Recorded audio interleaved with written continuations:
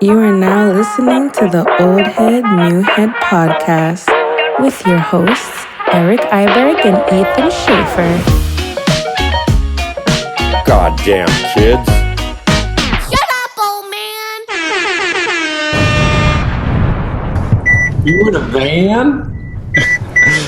Yes, it happened again. I'm back in Mount Hood, and I'm parked in front of Pub 26 again, still in their Wi-Fi, and we're gonna make it work.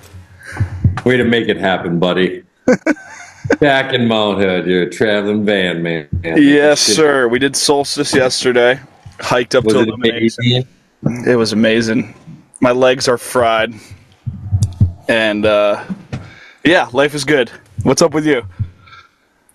You know, just fucking rainiest time I've seen in Minnesota in a long time in life. Hanging out in the garage, rolling up a nice spliff, getting stoked for episode number whatever it is we're doing. Super stoked. This is episode 10. What? We are halfway through. We're halfway through. And I think it's appropriate that B-Dog is our guest today because this was born partially out of giving flowers. So we're checking in with your other co-host on that show midway through our show. It's kind of perfect. So what are you, because like I talk to Phil every day. So it's kind of like, oh, just got off the phone with you. Let's do a podcast. Yeah. Like, what is it for you? Like, I guess asking before we even start this, like, who is B-Dog Phil Casabon to someone your age, your generation? Because as you're 26, he's 34. Been around for a while. He's got to seem kind of old, I would assume. Yeah, Phil, for me, Henrik has always occupied a lot more. I don't even know what to say, like how to describe it. Like Henrik, for my entire life, has been that guy. Okay, and then so Phil has always been like his counterpart. So that's kind of how I was introduced to Phil. And I know there's a lot of people that are super duper Phil fanboys, and I've always loved what he's done, but I don't know his full history like some of my friends do. So I'm excited to learn more about him because I've always been, you know, if you got to pick Henrik or Phil, some people fall on either side. I've always leaned on the Henrik side of things. So I'm really interested to get to know more about him. Do you think he's relevant with the younger kids? Like, say, like 18 and younger, like, do you think people, like, are watching his skiing, or does it look old to them, or, like, how is he perceived? He's probably, well, he probably has, like, for the youngest guys, he definitely has, like, no competition relevance for them if you're 18 and under. So they probably just know him as, like, the edit guy, you know? Like an artist that just exists out there. I don't know if there's any like you know, teenage Phil fanboys. I'm sure there are because yeah, his art is timeless. But I don't know for certain. I did ask. Sells a lot of pro model skis. Yeah. So I would assume you have, if it's park related and twin tips, like it's not a bunch of 35-year-olds are being like, hell yeah, let me get the 180 B-Dog. Yeah. I think I might have mentioned this on the show when we were recording me with A-Hall, but I was at Mammoth. I was talking to some kids that were like young teenagers, like 13, 14, 15. I asked them who their favorite skiers were, and they said Henrik, and they said Danny B, and a couple others like those younger guys. But the kids still know about Inspired. So I think that he probably has some really young fans out there. I think we did more work in like 6 years of Inspired as everyone else combined. Like when keep going back and like how many people, like even Eunice, right? Like I met him because he submitted a video and I was uploading it for B&E Invitational in France. Yeah.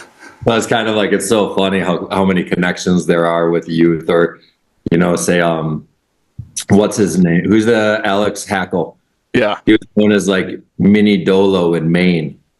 And we had an Inspired demo tour where Phil and Henrik went through there in Maine and his home ski hill. And like now 11 years later, look what the fuck Alex is doing.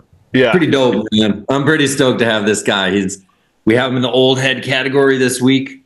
But man, like he probably body allowing him, will probably continue to fucking do shit no one else can do ever on skis for the next like 20, 30 years.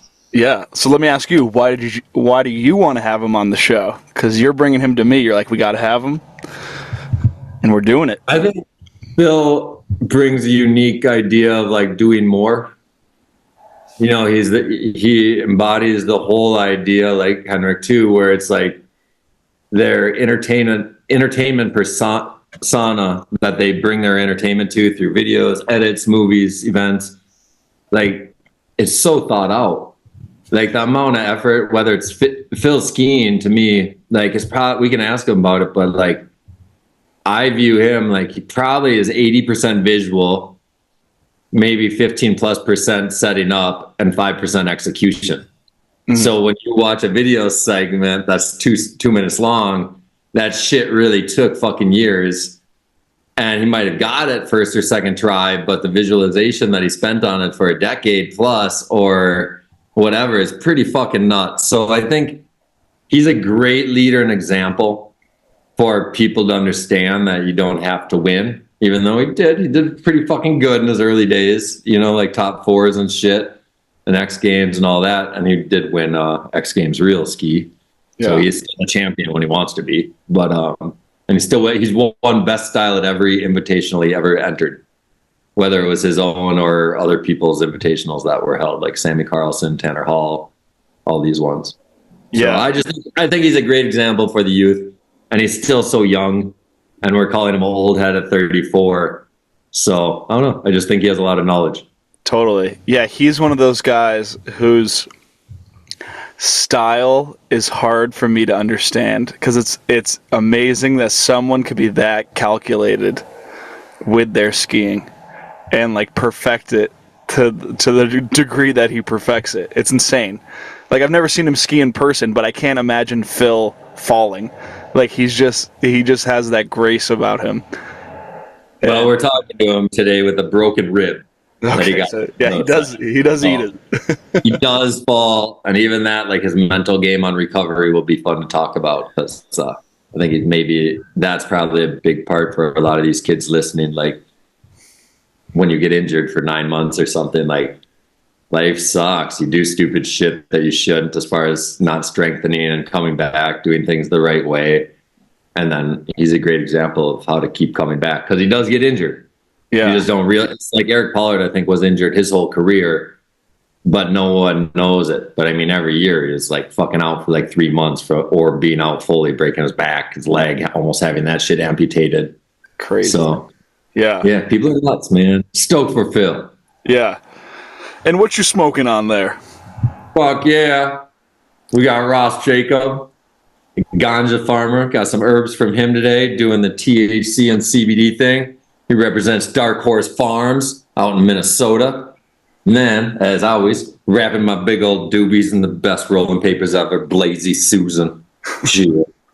And do you have the 40 with you? Mm-mm. I was like, Friday, I don't want to get tired. Like, the 40 the other day, I was just like, man, I'm a little tired today. So because of Phil, I went with the Monster. Nice. And then because of midday drinking, I went and bought vodka at my local liquor store here at like 10 in the morning. Never felt like a bigger alcoholic in my life. But the podcast could air at any time you listen to it. Exactly.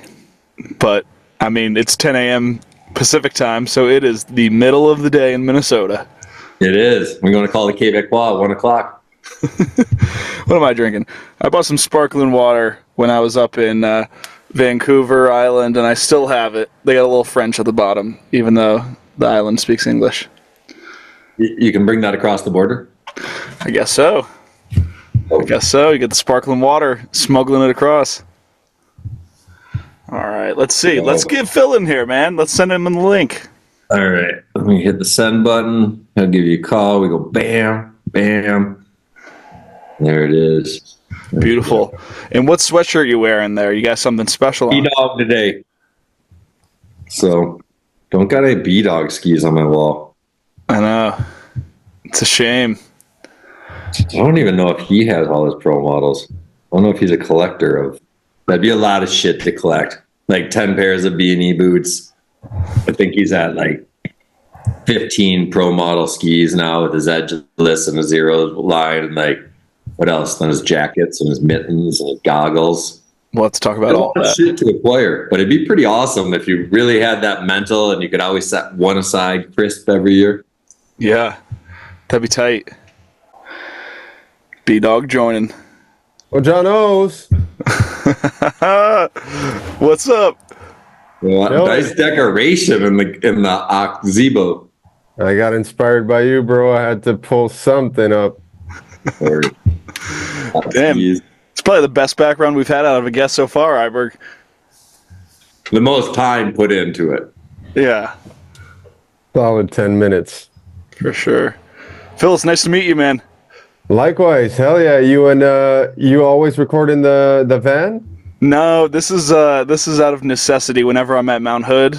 Sometimes I post up at Goodwin's, but if we're having some scheduling difficulties, I just go across the street and steal the Wi-Fi from Pub 26. Good style, bro. He's at a different location, mostly weekly, so he's kind of fun. I'm stagnant. Yeah. Yeah. Very nice. Always in the garage. Yeah, good concept, boys. I'm hyped that you guys are doing this. Yeah, thank you. I mean, I'm going to tell you what the concept is quick, Phil, just because but for if someone's just their first show, we created this old head, new head podcast for kind of the idea for me to learn what the young kids are thinking, hear their point of views, what they're creating, how they're going about it, and then also just let them tell their story. And then with the old heads, you and a bunch of other awesome people, we get to tell your story, hear it from you, and kind of show that, because all the old heads have taken their own path and created something unique and different. So the idea of talking with you today is just see the lane that you created, how you went about it, and what you do, because it's special. So I think we should tell people about why it's special. Yeah, good idea. I like it. It's good form to the long format where we could speak about it and not have a pressing time. And no, really, it's a zigzagging line, these podcast formats. I really like where conversation goes normally. Yeah. Where are you coming to us from right now? I'm at home in Shawinigan, Quebec.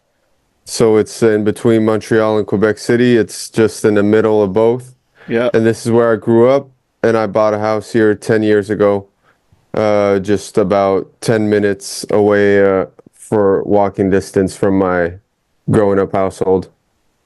Wild. 10 minutes on foot. Here's the dope part right now. If he was to turn his camera around totally, that's his ski hill and right in front of his house. Oh, so too he good. walk through his ski hill every day that he grew up on, that he still skis. Yeah. Yep. Very nice. So from the audience's perspective, so Giving Flowers is going to end, like the episodes that we're republishing for you guys, those are going to run out in like August, and then first week of September, this new show is going to come out. So it's going to be a smooth transition. So I just kind of want, from your perspective, just since that's going to be the last time people have heard from you on the feed, what was Giving Flowers for you, Phil?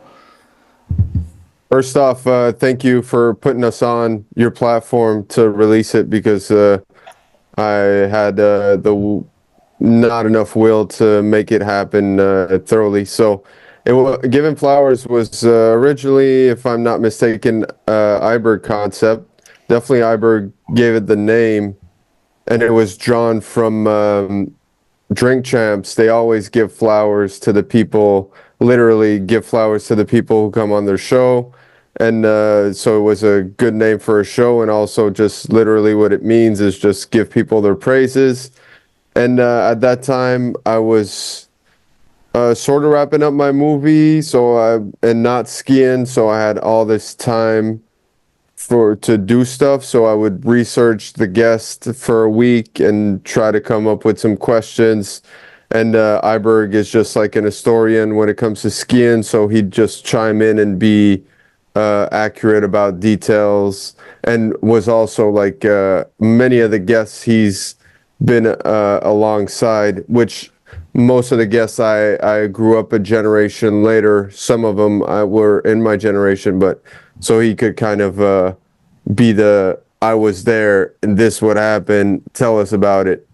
And yeah, it was just to reiterate and just give people their praises, because a lot of them fell in the shade, and some people are put in the beam and light, and some other people aren't, just by the nature of things. But everybody's got a story, everybody's legend, for lack of a better word, that we put on, so we wanted to make sure that their stories were heard.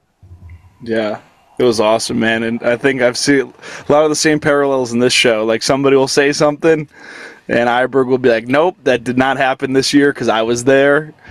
And even if they're telling their own story, he's like, no, you got your own story wrong. So he's a total... I sent Mosley that cover of that Heart magazine in 96, 97 when he thought he was already on K2. Yeah. I let him on. He was telling Mosley's own life story. It was kind of sick. I'm excited for you to see him. So, how did you enjoy being on the interviewer side of things? Since I'm sure you've probably been a guest much more prior to that. Yeah, it was stressful. Honestly, like, just to come up with the introductions, I put in like a lot of time to just like make sure I was giving these people like deservingly their flowers. So I was kind of like always stressed because it's not natural. And especially like, well, I've seen you do a few podcasts in person, but it's different to do them like this than in person, when you get to sit down and kick it a little bit. In these cases, it was like live on Instagram. Here we are. It's a show. Put on your mask and just like acting, begin, like lights, camera, action on. So it was always a bit like, but then I would always get a adrenaline and a kick out of it every time Iberg and I would text back and forth like, this was crazy awesome. And the guests also were like, damn, I haven't like had these much souvenirs and like good memories brought up in ever. So it was just like very uplifting. Yeah, I've definitely noticed that with in person is definitely, without a doubt, more fun, but it's harder in person to get really deep with people because you're kind of wrapped up in how fun and exciting it is, and the person's, a couple feet away from you. But I've noticed over Zoom, it's much easier to get, like, to draw out these 20-minute stories out of people. So it's always been, it's a cool adventure, and I'm glad that you got to see, like, the host side of things, because it's a total different animal. Like, you really have to take care of your guest, and it's like bringing them into your home. You gotta make sure you're ready for them. Well, Phil, Absolutely. to give the props, man, he was so on it, man. He wrote intros for every single person, right? Like intros, like something that great. you have to do as schoolwork. And so, like, I look at that and I was like, holy shit. So the stress that he had, he totally put on himself to do better, because it was just like, what? You wrote that, like, you don't even, like, the time he was done doing the intro of the guests, both the guests and me were like, well, fuck, man, the dopest shit I ever heard. Okay. So, I mean, whether it was that or his preparation of finding clips. So when we did our pre-talks about what these guys did in life, Phil had a whole notebook. So when we were doing something like this with 3 screens, we could be talking, and then he just had all the tabs up with these clips exactly. So then there was visuals. So if we were high production, it would have been dope as fuck. Yeah. But it's pretty dope anyway. Yeah.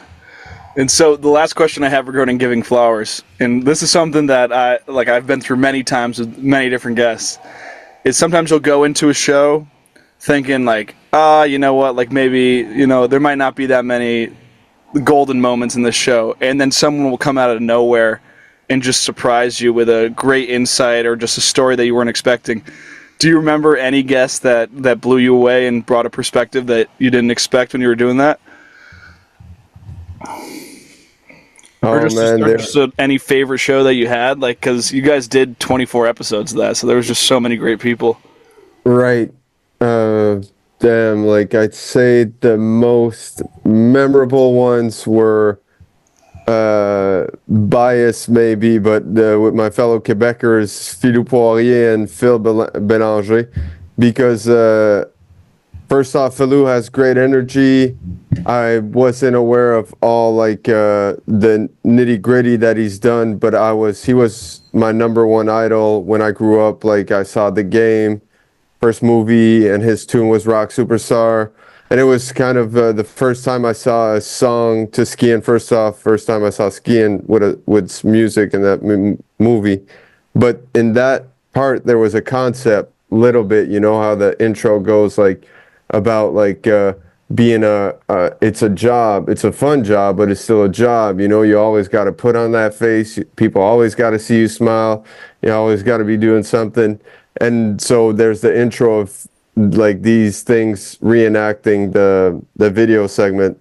So just tangent here of why I'm a super fan of Philou, but his energy he brought to the table was amazing in that case. And in the case of Bélanger, I just wasn't sleeping on the skiing, but I was sleeping on the entrepreneur that he was, like, and all the strings he pulled. And Iberg really like enlightened me in that regard. But Bélan might be like the greatest influence that skiing has had in many ways, because he has created a shop. He's been like a pro athlete. He's created a school with kids that are drawn to skiing. So like community wise, there's not many people who've used their platform to put on so many people. And I think that's like the greatest thing that one could do is once he levels up is to level up others. And Bilan is like representing of that. Yeah. I think he's going to be our next old head. No, we got a couple weeks, maybe 2 weeks until we have him, right, Iberg? We have Joss as our next old head. We're going to try to get him. Yeah, we're going to try to. Joss is down, but yeah, I actually really enjoyed both those episodes too, Phil. Those were good, and this is actually a good transition. So last time I was in this parking lot, we were interviewing Ed Joy, and Ed Joy is also Quebecois, and so I asked him, I'm like, why is every guy from Quebec named Phil? And he didn't have an answer. And why are all the chicks named Marie too? So I want to ask you, do you know, like, at least what's your name origin if you don't know for every other Phil? I'd say the reason why there's many Phils is because the name itself is feeling, and it's just like, it's kind of a hip, and there's also the hip part to it. So I think it's a rad name, perhaps just like as far as like you feel hip, you know? So to me, that's why like these dudes are part of a counterculture sport. If I had to give an explanation, you know, and go deep on it, I never thought about it, but that would be my answer. That's very interesting, because I was speculating. I bet we could find so many uncool Phils if we took 2 seconds in your province. I don't know about him. I don't want to see him. I was wondering if there was like, I don't know, a famous, you know, a national hero named Phil or something that everyone. Well, okay, but what about Marie? No explanation for it. You need a woman named Marie for that. All right, that one is left unanswered, but we're gonna get to the bottom of it by the end of this, Iberg. All right, we got another Phil. No worries. Cool. All right, let's start at the beginning like we always do. So you grew up walking distance from your ski hill? Yeah. So my grandfather and his 2 brothers founded the resort, Validspach, in 1968. And my parents eventually bought a house next to the resort. I want to ask questions I never asked. So this is dope as fuck. Your grandfather with his brothers started Val du Parc in Quebec. Where did they come from? How do you start a ski hill? Do you know any of the story, like of why they even started a ski hill or what their background was? So my that was like just like a bit of a regret here, but I always wanted to sit down with my grandfather and interview him about it, but he passed last year, and I couldn't get the chance to like dive deep on the why and how and everything. So I don't know like a whole lot other than it was a land for sale and appropriate for skiing, not too far out. And I think they were sort of looking for investment because these were all stock brokers. Like these dudes were making money and kind of like looking for places to put money, you know? So they weren't like mountain men that went and cut down all the trees to create the trails. Nah, they were wealthy men who were paying people. Yeah. Shawinigan was a bigger town in the 60s, right? Like it still had its industry. Yep. It was huge. Yeah, it had the paper mill, it had an aluminum factory, and it had one of the first hydroelectric dams in Quebec, maybe in North America. It was a very like hot spot. A lot of English speaking people, like those people were the wealthy ones, were coming to establish. So there's like areas in Shawi that are like, oh, that's the old English part, and you have like the huge, humongous houses built out of stones, and just like these were the owners of these mills. And yeah, everything changed and things crashed, and now we're sort of seeing the backlash. We saw it, and now we're bouncing back. Thanks for the grandpa story. I'll let you get back to it with your parents. So they installed the resort and everything. Accessibility was easy for me because my parents bought a house next to the ski resort, which was on top of a hill itself, a smaller hill that had a little way down onto the slope, so I could like ski in to the resort. So every night after school, I'd go ski, and in the weekends, I'd be with the slalom and giant slalom race team. So I'd be doing that for a while. And yeah, that really shaped my skill set as a skier then, which like it almost made me quit skiing at some point because it was so regulated, and you were so like disabled from doing you, and also like I was going to school, so it was like let me get my free time, like instead of like school in the weekdays and competition and like team stuff on the weekend. So I didn't last very long. I did 5 How years. old are you at this time when you're already thinking that it's overwhelming? I'm 11. Yeah, 10 years old. 11 when I quit, and that's also when the like video cassettes comes out of at the local shop of the game and royalty and so forth.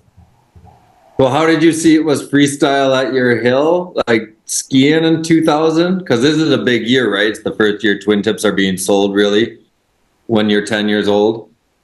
And it's very, very small, but do you have any, like, first of all, you have an older brother and older sister, right? Yep. So are they alpine racers as well growing up? They are, yeah. And my brother informed me of a lot. Like he was my first mentor outside of my father.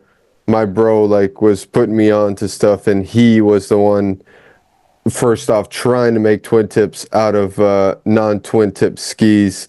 Just a classic, try to heat them and then put them in a sort of a tool, a device, and try to bend them. When So was that failed. before the game he was doing this? My bro was 16, yeah, 16 when he was doing that. 15, 16. What year do you think this was that he was Yeah, making? 2000. Okay. 1999, 2000. So he already saw like maybe 13 or degenerates at this time when he was trying to make his own shit before they were for sale. No, but some local like kid was already like there was some local like legends at the hill that were like throwing tricks and all already aware. Maybe like one of them took a trip to the I don't know much about his background, but there was 3 dudes that were dope, and one of them might have went like to the West Coast and saw like the movement started bubble up. So he kind of like told my bro, and by that I was just like informed of what was going on, and we were trying to follow up. It's just, Ethan, what's dope about this time period, say 2000, the highest paid, maybe other than Candide and Mikel, all the other highest skiers paid in the world are Quebecers. J.P. Auclair, J.F. Poussin, Vincent Dorian, Philippe Poirier, the three Phils. So you had like 7 or 8 guys. That's why I'm interested how you learn about it the most, because the influence, there's no other place. Like I look at Quebec as the Mecca of the sport. We're back. Oh, new zone. Treefort office. We are, let's see, we'll wait for Iberg. All right, we're back. We're rearranged again. Now Iberg's on the bottom and Phil's on the top left. I'm inside Wynn's store now. And look at this, That's Phil. why it took so long. Do you know what happened? I don't know what happened, but look, we got the comic book in the shop. Cha-ching. Yeah. Yeah, I don't know what happened there. There was some weird technical difficulty, so we had to reboot, but we're versatile. We could overcome. And All right, well, I went nuts in my head. So here's where I was at. I was like, okay, it's 2000. Quebec's the Mecca of fucking the sport. And your brother's making his own twin tips because they're just being sold in stores. Do you have, other than your brother in these movies, your brother shows it, was there, and those 3 dudes that you said from your hill? Yeah, and the reason why I'm asking this question is, do you have like influences from ski boarding? Because I believe one of the best ski boarders in the world comes from your home ski hill, who's one of my favorite people. Right, Yannick. I was most likely unaware kind of his existence. Okay. Till very shortly after that. So ski boarding, no, I didn't know much about it at all. So it wasn't a big thing because you had Charles. You remember that or Gagnon or something? Charles Gagnon. Yeah. So he's like one of the best ski boarders in the world. Then you had Yannick B. So also in like 2000 to 2001, they had all these. Ski boarding was still in slopestyle and X Games in 2000 and 2001. Only big air was for skiing. So there was all these ski boarders that were kind of dope in 2000, and a lot of them came from Quebec. So that's why I wanted to ask you, because I'm like, but I guess no one even knew their existence. They were all rollerblades that were forced ski blade. Yeah, right. I might have at that point, but now with my 35-year-old memory, I don't recall like being influenced. So it wasn't like monumental in my life at all, the ski boarding thing. I even like was more attracted to rollerblading at that point, for sure, by the means of like Nicky Adams and Charles Nantel and the Quebec crew, which Nicky was also a ski boarder, but I was unaware. I first saw him like on snow as a skier. Like that was my first introduction to him on snow. Oh. But Nicky was like a rollerblader who never really did the ski board thing and then went straight into skiing. Oh, okay, word. And then it was, I mean, maybe they tried to do it with him for a year, but it wasn't like where Yannick and Charles were supercharging. But maybe it was also Nicky's style and attitude, and I don't think he was a city person a little more than the other people. Definitely different. Yep. So do you join a team then? You got your bro making skis, like you're 10, 11 years old, it's 2000, 2001, and you're watching all these new movies that you're for yourself, The Game, Royalty, 2001. Like, do you want to be a movie person, or do you like join a team and want to compete? Like, what's a young kid's dream in Quebec in 2000? Do it all, basically. Just try to be in the movies, try to be in the contests. X Game was the biggest appeal. Obviously, we could stream that like through one channel that we had on our television, so I could see like maybe the 2000 X Games. I think Yannick was in the 2001 X Games or so that's like when he got some press. He got 5th at the X Games. Dudes from like 25 minutes away from where I am. He's at the local ski hill where I ski. So then it's like all eyes on Yannick for me. It's like, oh, that's who I got to look up to and make sure I'm on his tail to like become what he is, kind of. So that was the dream basically. And at that point, my parents were heavy facilitators, heavy enablers. Like I owe them everything because they brought me from resort to resort to compete with So there was already a lot of competitions for you in the early a lot of competition. Oh, Yeah. So Kokanee was putting on a tour, the beer brand. Coors Light was putting on. So beer brands were like really heavily invested in the sport at that time, and they were like organizing tours, and there was like 1,001 ways to be seen as a pup, like in the sport at that point. And my parents were in the capacity to enable that for me. So my homie and I, who was a bit older, he was kind of pursuing it somewhat seriously also. He would jump on and we would go do the tours. And your brother's super into it at the very beginning too? Like, wasn't he doing all these contests and like that you would go to? at that point, not as much because he got a girlfriend. That really changed. So we did our first movie together, new school production, and he did the movie, which like is the footage. Wait. You have a movie called New School Production with you and your bro? Yep. Where is this movie that I've never heard of or seen until today? It's on my brother's hard drive. Yo, man, send it to me. Yeah, I'm gonna upload it. But that's where the video parts from that I re-released B-Dog 13 years young. That's like where that's from. Okay. But we were a crew, skiers, and snowboarders and skiers. So my brother got a girlfriend, and at that point it was like to me like I didn't have my bro anymore because like he was all into his girl, and also I took it a little personally. I was like, what, like you're ditching like the number one thing like we did together for this girl, like what's up, like. So you're 12 and he's how old? Yeah, he's 17. Yeah, Okay. so no, natural 17-year-old would do. Yeah. I wouldn't blame him at 17 then. When did the before we like really depart your early childhood, were you a super artistic kid? Like, were you already into all of that, or was that something that came later in life? As far as like art, when it comes to what you're taught in school, like drawing, or just more just creation in general, being creative, whether that's in a formal way or an informal way.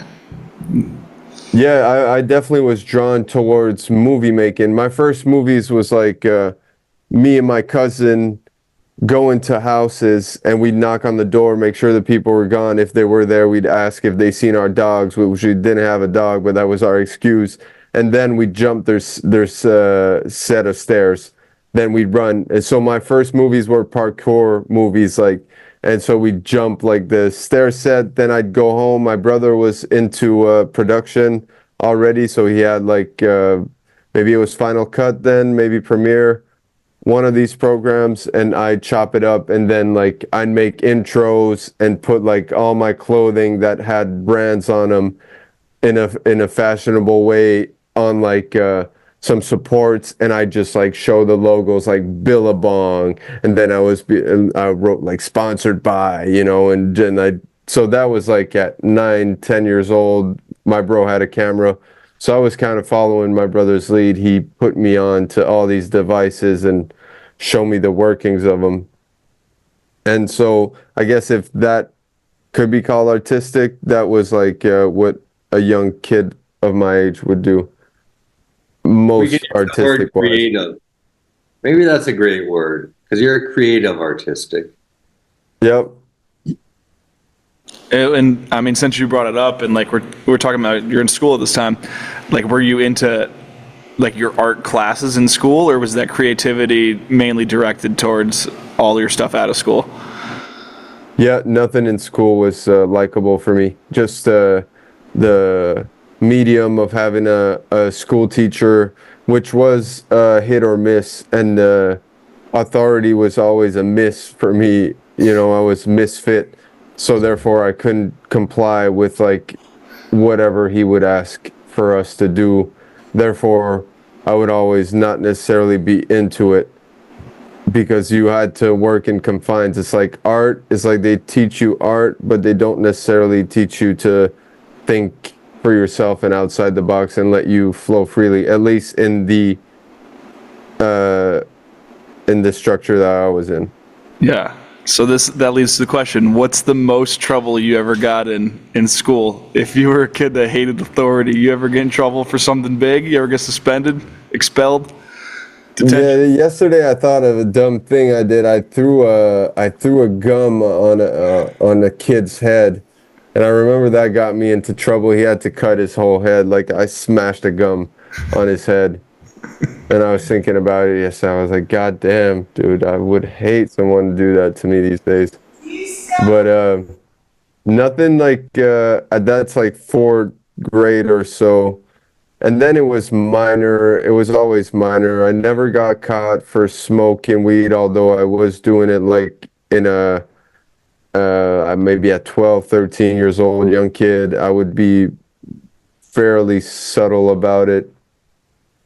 But I would just be a little bit hated by the teachers because I was a misfit, and also they didn't understand like what I was after. So therefore, like if I would my parents would easily grant me like a day off of school to go to Stoneham, which is like a 2-hour drive for this event that's like on a Friday.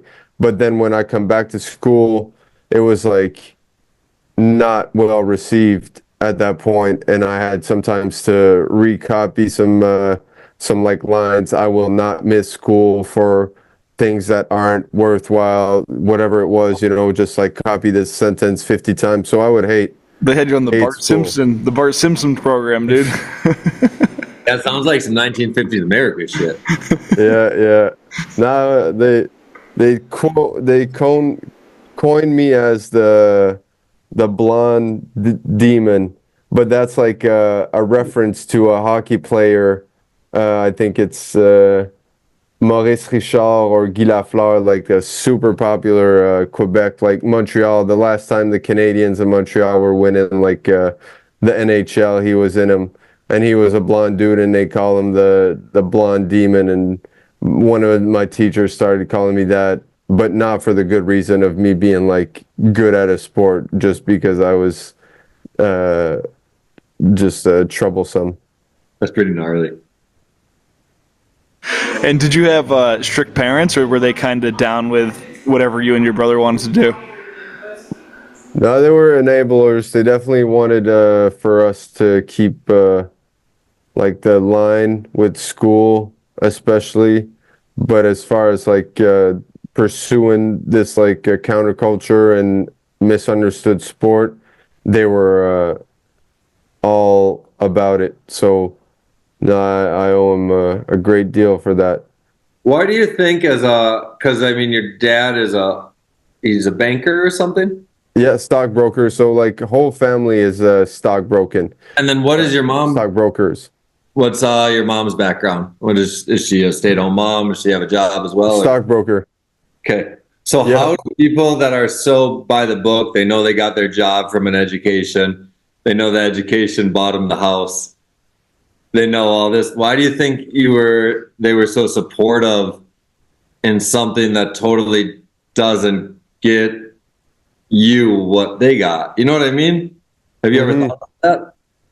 Yeah, they were active, and that's what it all connects in together. They were skiers. They took me on trips to Whistler, took me on trips to les Deux Alpes in France. Like, so a lot of places where activity as long as it was active, some type of thing that would get your body moving, I think that I had all their support. My father was like a very good hockey player growing up, but he was too small, so he couldn't make the league. But therefore, maybe perhaps like I think like his motto was always like to help his children as highly and as best as he possibly could. But it was also perhaps like him reliving his lost childhood dream. I don't know, but maybe it could have been like something that he's like, well, my son gonna make it like in a sport because we're athletic, we can do things. So therefore, like I'm gonna make sure I'm backing him 111%. Like That's I thought of something while you were speaking, just because you live so close to your home, and you talked about just terrorizing the neighborhood with your antics when you were younger. Do you remember who used to live at the house that you're living in now? Like, do you have any memories of this house before you moved in there?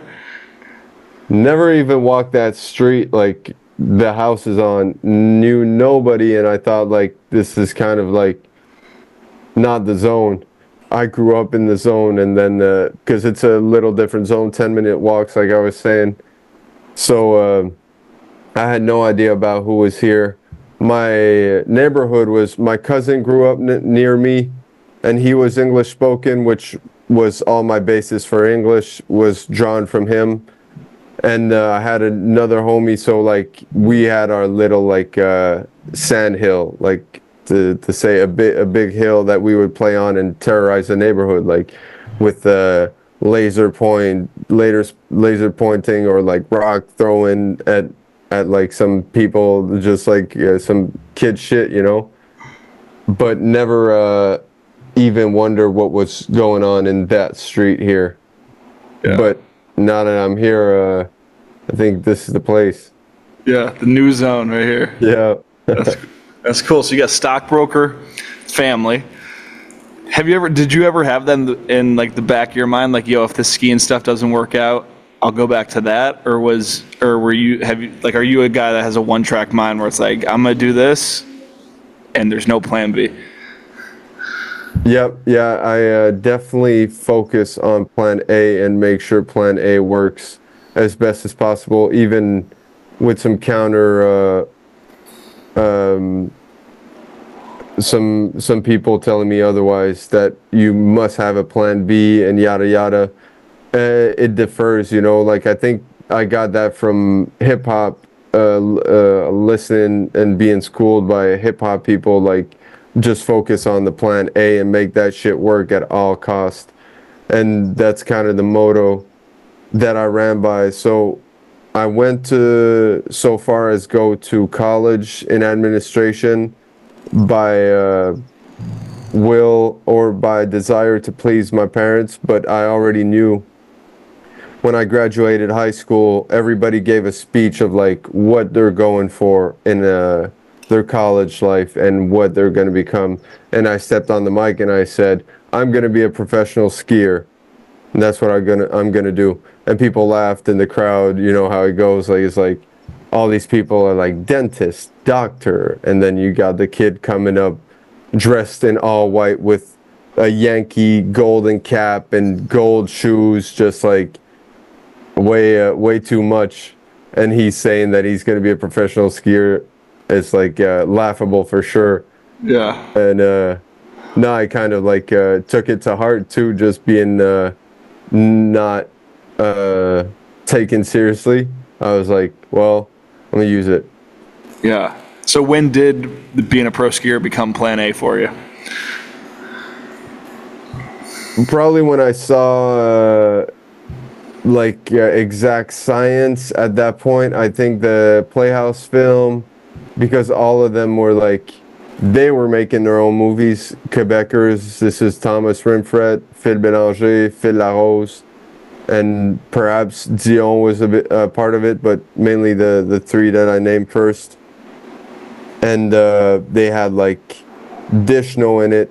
He had the song with Jizza, Liquid Swords. he had my favorite segment of all time. DVDs came out that year, so you could re-pull a segment back to back to back. No rewind on the cassette. So then it was like, oh shit, like this is way too cool for me to pass. I gotta be like a skier. And Dishno was like just like style orientated to the fullest, fashion wise, trick wise, just everything that Dishno would do is just the ultimate style. So he was like a good beacon for me to be like, I'm gonna be a professional skier. Obviously, I'm jumping over a lot of people that did influence me, but Dishno was definitely the top dude for me to say like, ooh, this is like too fucking cool. And how old was that? Iberg would know when Exact Science is, but it's maybe like 2004. It was 2003. 2003. Yeah, so I was just about 13, 14. Yeah, that was pretty early on. All right. So where do we go from here? What's going on this time of your life? There's tons of comps because you're in Quebec, so you're like, Yeah, that's what I want to learn. I want to learn 2003 to 2009 right now because it's so interesting. Like it's before you, like where B Dog is before, like I mean. So I met Phil 2004, and so like I'll let you tell the JP story and all this stuff. But so 2004, he's 14. I'm 24, and he came to the Raj Masters to represent the Armada team. And he was the first guy ever to get Armada skis that wasn't a founder of the company. whoa. So this little guy right here, 20 years later, was the first guy, like other than Tanner, he's the last guy left.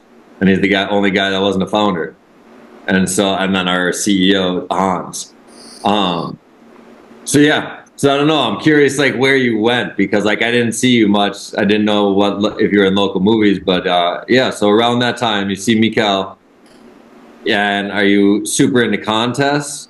Are you like, I got to go to the X Games and win this shit? Are you starting to make a ski film?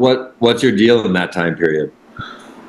Yep, do it all once again. Like at that point, the icons were doing it all. Like Tanner was winning the competition and having opening movie segment. So that was the goal, is to follow Tanner's lead pretty much.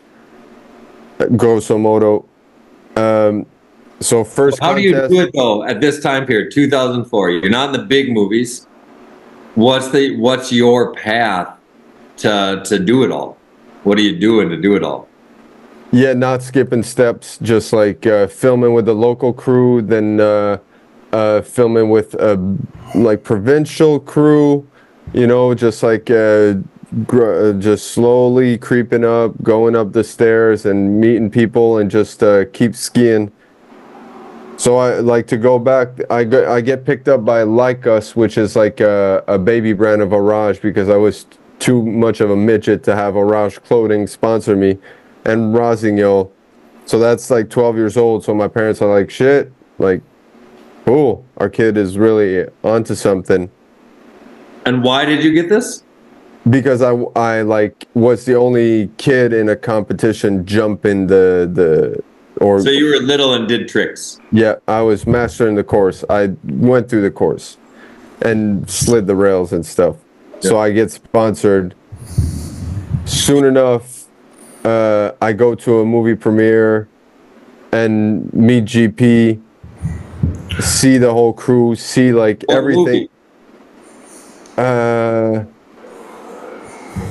I think it's more of a like destructure, like pop-up shop, but it didn't exist at that point. But it was a destructure, like well, there's pros at destructure. Come and get like your poster. Okay, dope. Not sure if there was like an actual like movie premiere, but it feels like it because I'm meeting all the pros.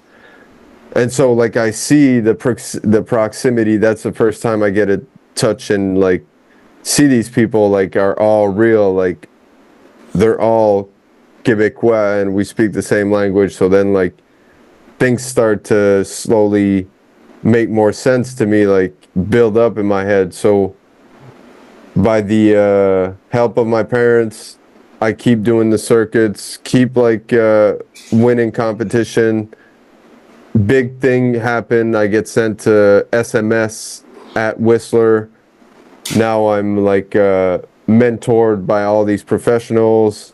I get a week on snow. I'm 14 years old, and just like incredible progression happens at that stage, because just naturally not skiing in the summer as an East Coaster is just like I'm eating it up. Like it's warm, it's soft, I can crash. So I'm giving it my all, and then like I think that's when JP perhaps was high north, and he's seeing me like riding the T-bars. Everybody sees what's going on, and I think that's when he notices me and gives me the opportunity to be part of the new brand coming up, which at that point is basically all talk. I've seen it, but I'm not aware like a lot. I'm not much aware of it. He gets me on the team eventually. I think this is like 2004 going into 5 or 2003 actually. This is what this poster says.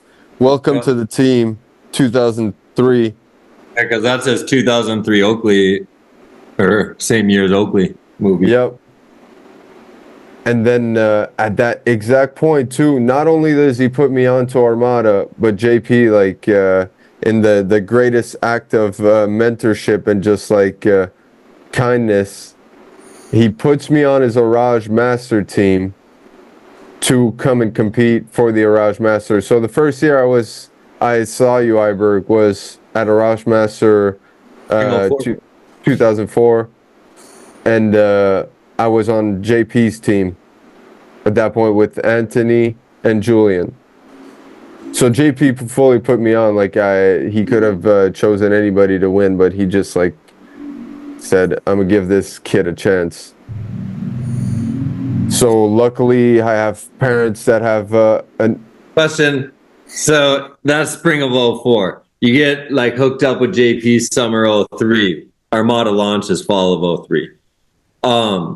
When you're skiing Armada as a fucking 13-year-old at your hill in December, and you're the only motherfucker other than the best dudes in the world that has this ski on their feet, then people knows you. Like, what's that like, man? You're 13. Do people like automatically think you're supposed to be as good as Tanner, JP? Like, it's got to be nuts, man. You had big shoes to fill. I never asked you. Like so. It felt like so. It was like at a competition in Stoneham, like Phil Casabon dropping in, the only skier, the only youth on Armada skis. And I was like, oh shit, that's like me.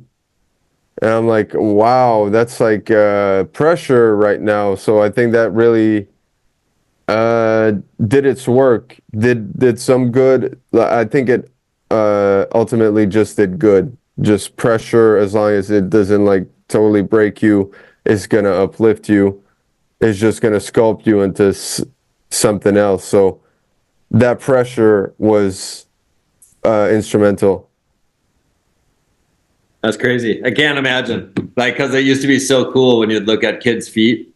And it probably still is. If you see next to your skis on someone's feet or something, like you just kind of know the status of that person at the ski hill. Still the same way. Yeah, you see people riding here at Hood, and they got next to your skis at Spring Pass. It's like, oh shit, I'm going to watch that guy. I'm going to see what he's doing today. I was the only guy to have the Candides at Mount Hood when they came out before they were on the market. It was like I was cooler than every professional skier that I was like, and I'm no. And then you hit the triple Daffy, and they're like, oh, he's just friends with someone. I just have a camera bed. There was no move like that. Yeah. Hey, Phil, for a young Quebecer, what was it like going to Orage Masters and getting to compete in that whole scene? And like maybe you could tell some of the younger guys like what that event was all about. Because when I was younger, the footage from that, and I think the footage was coming out of Sun Valley at that point. I don't know if it was always at Sun Valley, but if you could speak on that a little bit for the younger crowd and tell them how sick that event was. I'd say, to me, I hailed it as one of the greatest events at that point because the prior year was a bit different. It wasn't about teams. The first year, its inception was solo-driven competition, and the setup was crazy. They had like a car, and on top of the car there was a fork kink. They had like a very hip wall ride. So like and they had the big mammoth like iconic wall ride. So everything about it was like. And the biggest gap to rail that Turpin did that was 270 on, like 40-foot gap on. Yeah, unreal. So everything about it was just like larger than life.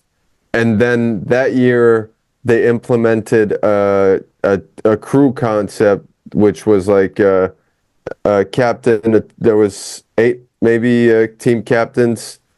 Just I don't know who chose those dudes, but they were the illest, let's say, and they would choose a team. And yeah, it was unreal for me to be a part of the event, and just also really intimidating because these dudes were all on another level. I was 14, maybe 15, 14 or 15 years old, and just going against like T Hall and just CR and the illest of the ill. And he was on JP Auclair's team. Yeah. It's not just going to a contest. It's like, because that dude, it was so sick. I totally forgot about that. First year was an individual, and then the second year was a captain, 8 captains, hand-picked 3 other skiers. And then that was like 8 teams that went head-to-head. And it was like the whole vibe. Yeah, man, sorry to interrupt, but I forgot, like, man, even that scenario being picked by JP. Imagine how many other skiers would have be loved to be picked by JP to be at the Ross Masters. That's crazy. And I'm like invited to the Armada dinner. I'm with my dad, and we show up, and there's Iberg, there's Tanner, there's JP, there's Hans Smith, there's the investors. It's just all like a bit overwhelming at that point for me just to soak all in. But I'm obviously like loving it and just trying to make the best. Also, my brother came. At that point, my brother's switch into production very heavily, and he's filming, and I'm given whatever I'm making with skiing. I'm giving half to my brother so he can film me, and obviously the rest is kind of taken care of by the parents, who's like making sure that we're all set. But so my bro was like my personal filmer, and I'm skiing, so he's there with me, and we're all kind of tripping, or me and my brother are tripping. Like, you see Tanner, like, he's got a lighter hanging on his necklace. It's crazy, man. Think he smokes weed? You know? Yeah, he does, Phil.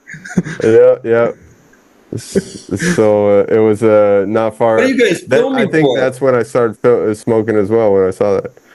Probably, you know. Oh, no, you said you smoked before that. Yeah, I might have. Yeah. I smoked at the summer house. Yeah, you did. It wasn't Yeah, your I was getting high. Wow. Iberg, what'd you think of a young Phil when you first met him? He broke his collarbone, I think. Yeah. So there's an event that night, like in the streets of Mammoth, and they put up like this huge setup, stair set, down, flat down, a flat down box on the left side, skiers left. In the middle is the down, flat down, and on the right is maybe a down, flat down box also with a creeper on the side of it. All the heavy hitters are there. Like the Quebec people are strong, like Frank Hamel's there, JF Fool, Rainville. It was kind of more like for the younger guns, like that rail jam in my memory. There was no like Tanner wasn't competing. Was this the second year you went on Team Armada you broke your collarbone? Or was this the JP year you broke your collarbone? Yep. That year. JP year. Okay. Yep. Which like that picture, if you can barely tell, is like me standing next to JP. Then there's the Mammoth Wall down there. That's that year, '04. So yeah, I'm trying to impress. Tanner's in the crowd. Philou's throwing bills like at people doing tricks, and it's just like insane. So I'm trying. I try 270 on, barely make it onto the box, and just get smashed at the bottom. Break my humerus, almost poking out.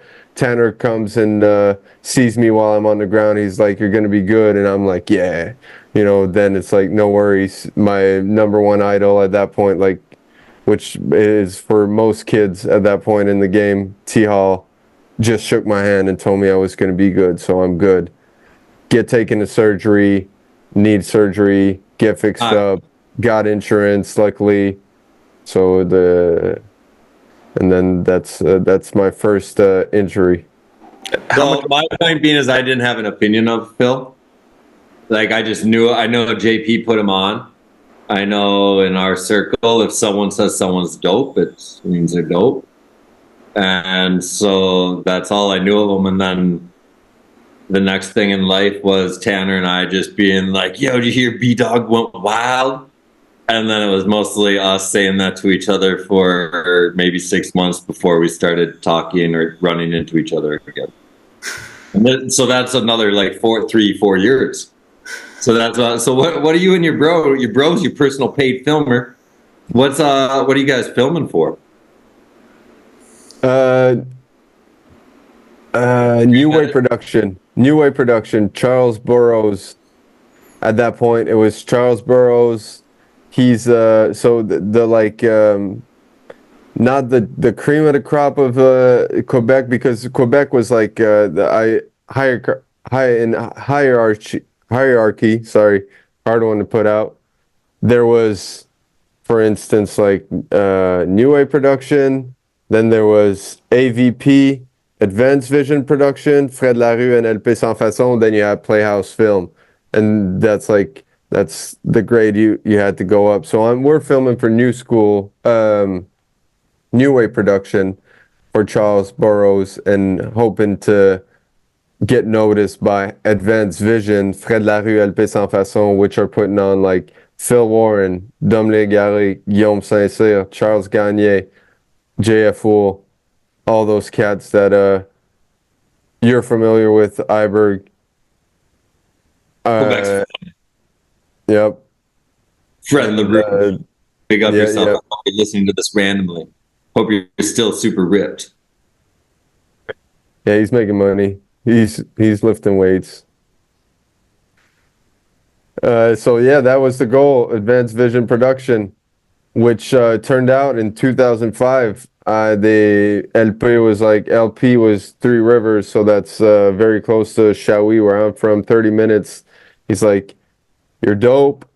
Let's put you in the movie this year. We got a few trips. We're going to Whistler if you can make it. And let's shoot in Quebec throughout," So they are covering the contest, the whole contest scheme, and I'm slowly stacking a video part for Advanced Vision, which turns out to be like kind of a rookie segment mixed with JD Zika, Kim Lamal, Alexi Godbout, and myself. Fun fact, JD was Level 1's first ever super unknown winner, I believe. Second, yep. Corey was the first guy. I apologize, Van. So when you say that, what did you and Tanner say? B-Dog went wild. What is that? Yeah, B-Dog went wild. This was the turning point of humanity. So what was that in reference to? So all I know is whatever happened. Well, I think maybe 2009. Or 10. All of a sudden, put out eight makes most sense. Put out so Tanner and I did Idea 2007. Tanner did Believe, and then Phil came out with his. And then also to put in perspective, Tom Walsh did his fucking edit that changed the game in 2007. So it's a pretty fucking big year in the sport of skiing.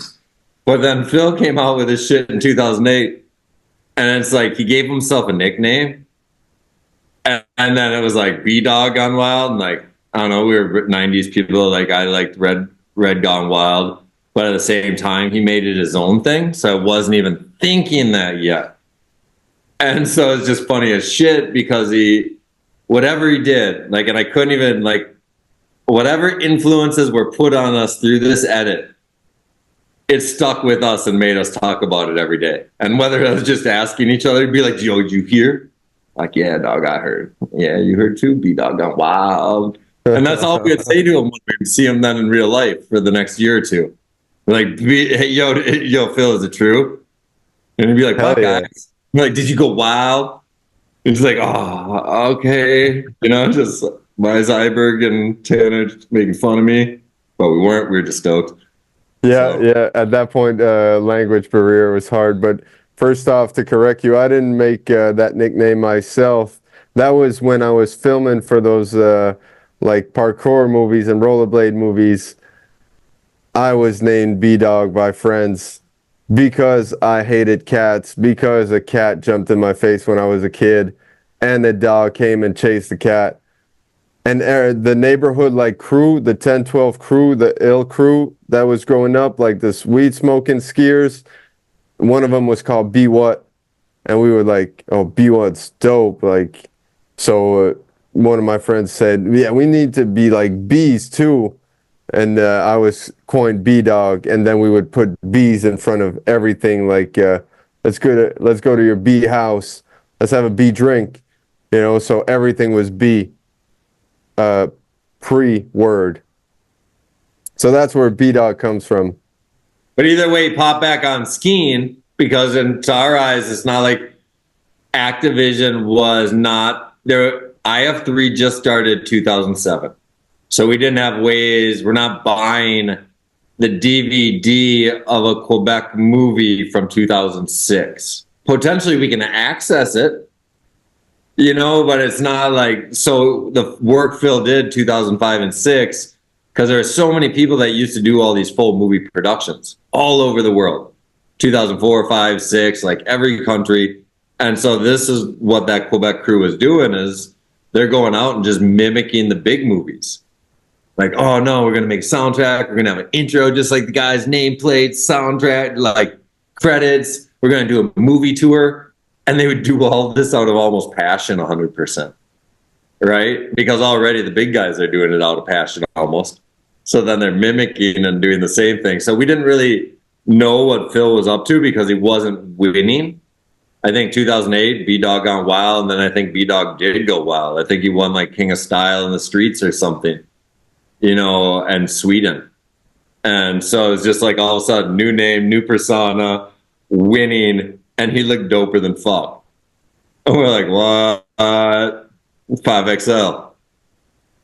So, yeah. That's a good transition too. Like, so when did the style come into play? When did the big clothes and the persona of everything come into play? Like, fully assumed, 2007, when like, probably when I had a driver's license and I could get my ass to the store and stuff and buy stuff, you know? So then like I could just get gear that was dope. And also because otherwise I was like such a sponsored kid from a young age, and I was just wearing what was given to me. Therefore, it wasn't necessarily out of choice. It was out of representation. So, but at that point, I was kind of saying, fuck it, I'm gonna wear what I feel like wearing. And then I bought this LRG blue hoodie that I wear in B-Dog Gone Wild 4XL. And that's like what took my shit to the next level, I'd say, for sure. That's like the cloth. That's like the armor, the Batman cape, you know. I was like, okay, now like I'm in my bag. I got something. Like I'm stylish, looking down at myself like, yeah, like let's put a camera on me. I'm gonna do a trick, you know. How big was Tom Wallish's edit for you? Monumental. Yeah, were you wearing 4XL before his edit? I was wearing big clothes. I don't think, fashion wise, I don't think it was that monumental. Dishno was like the fashion person that would like get me to care about it. Wallace outfit was all iconic and all time. That Burton brown and beige shoot. Because he did the same thing, right? He was rocking clothes he just wanted to. So it's a fun thing to notice when you actually can wear stuff you feel comfortable in. You kind of can take it to another level. Yep. That day the edit came out, maybe not the day, but when it came to my awareness, I went to the hill at night, dropped the poles, and started to try pretzels. Or I was doing pretzel, but I started to do them in a different way, in the Wallish way. Like every trick, I was like trying to be Wallish. For sure, when that edit came out, all me and my friends wanted to be Wallish. That was it. Like that was the new, I don't know, like what had a big cataclysmic influence, like paradigm shift, like at that point. Other than like for me, Exact Science, Dishno, like Happy Days was huge too, like because everybody in Happy Days was style seemed like it was on top, royalty. But yeah, Wallish, Dishno, and then when Wallish came, it was like, oh shit, that's like the I Wallish. just bug out on Wallace because I think I deal with our crew with Pollard and these guys that year. Tanner made believe. Tanner won everything that year. Won all the X Games, won Ski of the Year, Movie of the Year. People still to this day are like, I love it. And it's just like, I think about it like that. I'm just like, yeah, but Wallace was like doing shit none of these kids in either movie could do on that year. So I always like that. I don't know. That's where I put Tom Wallace in perspective in the sport, because I'm like, I don't think I ever knew someone that no one ever heard of before that was better than everyone else that was established or existing in the world. This never happened. And then the internet blew up after 2007. But yeah, so it's got to be wild for your whole generation to see fucking Tom Wallace on the fucking internet at age 17 and being wanting to do the same path already. He's only a year older than you when that edit came out, I believe, or two at most. Yep, pretty much. That's accurate. The surprise effect was just like the most satisfying thing, you know, when you don't know about someone and he comes out and blows your mind.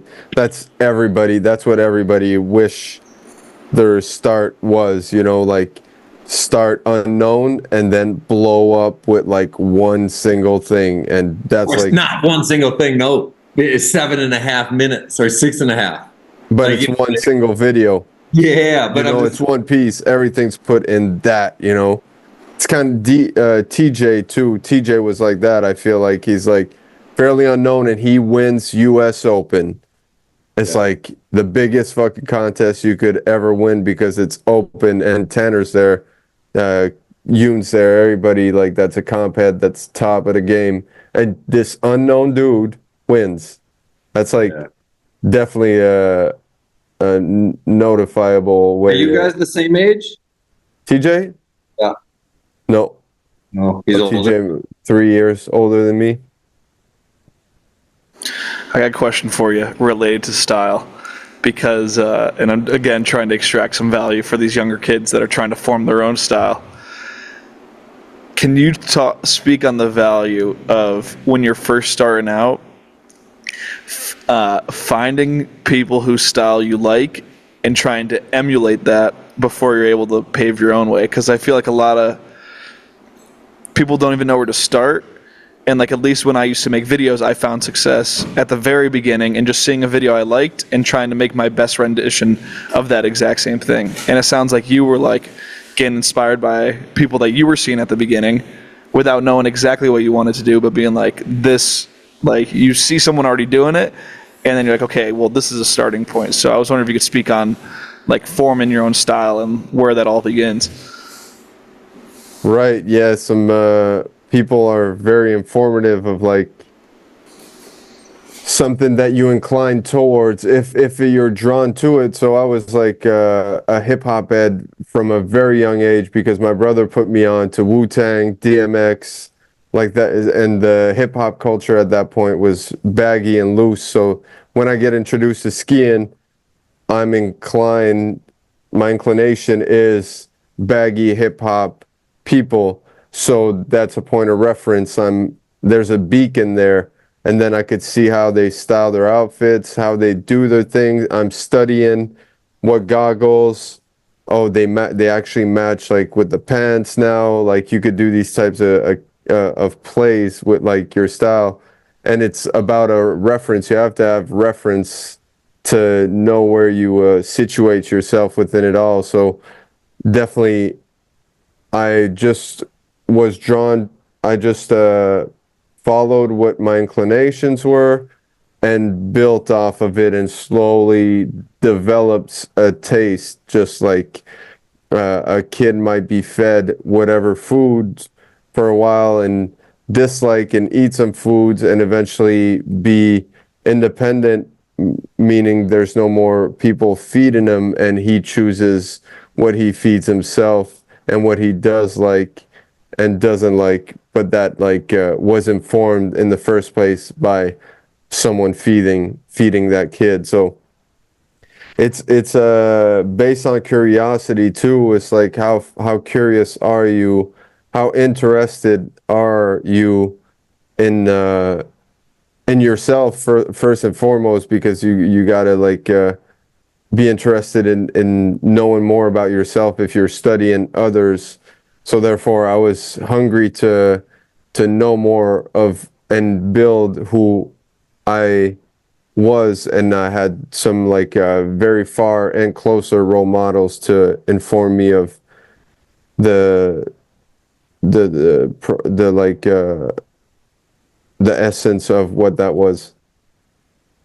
Did you find that like trying a lot of different things was good for you, or were you the type to try less things but be more calculated about what you're trying?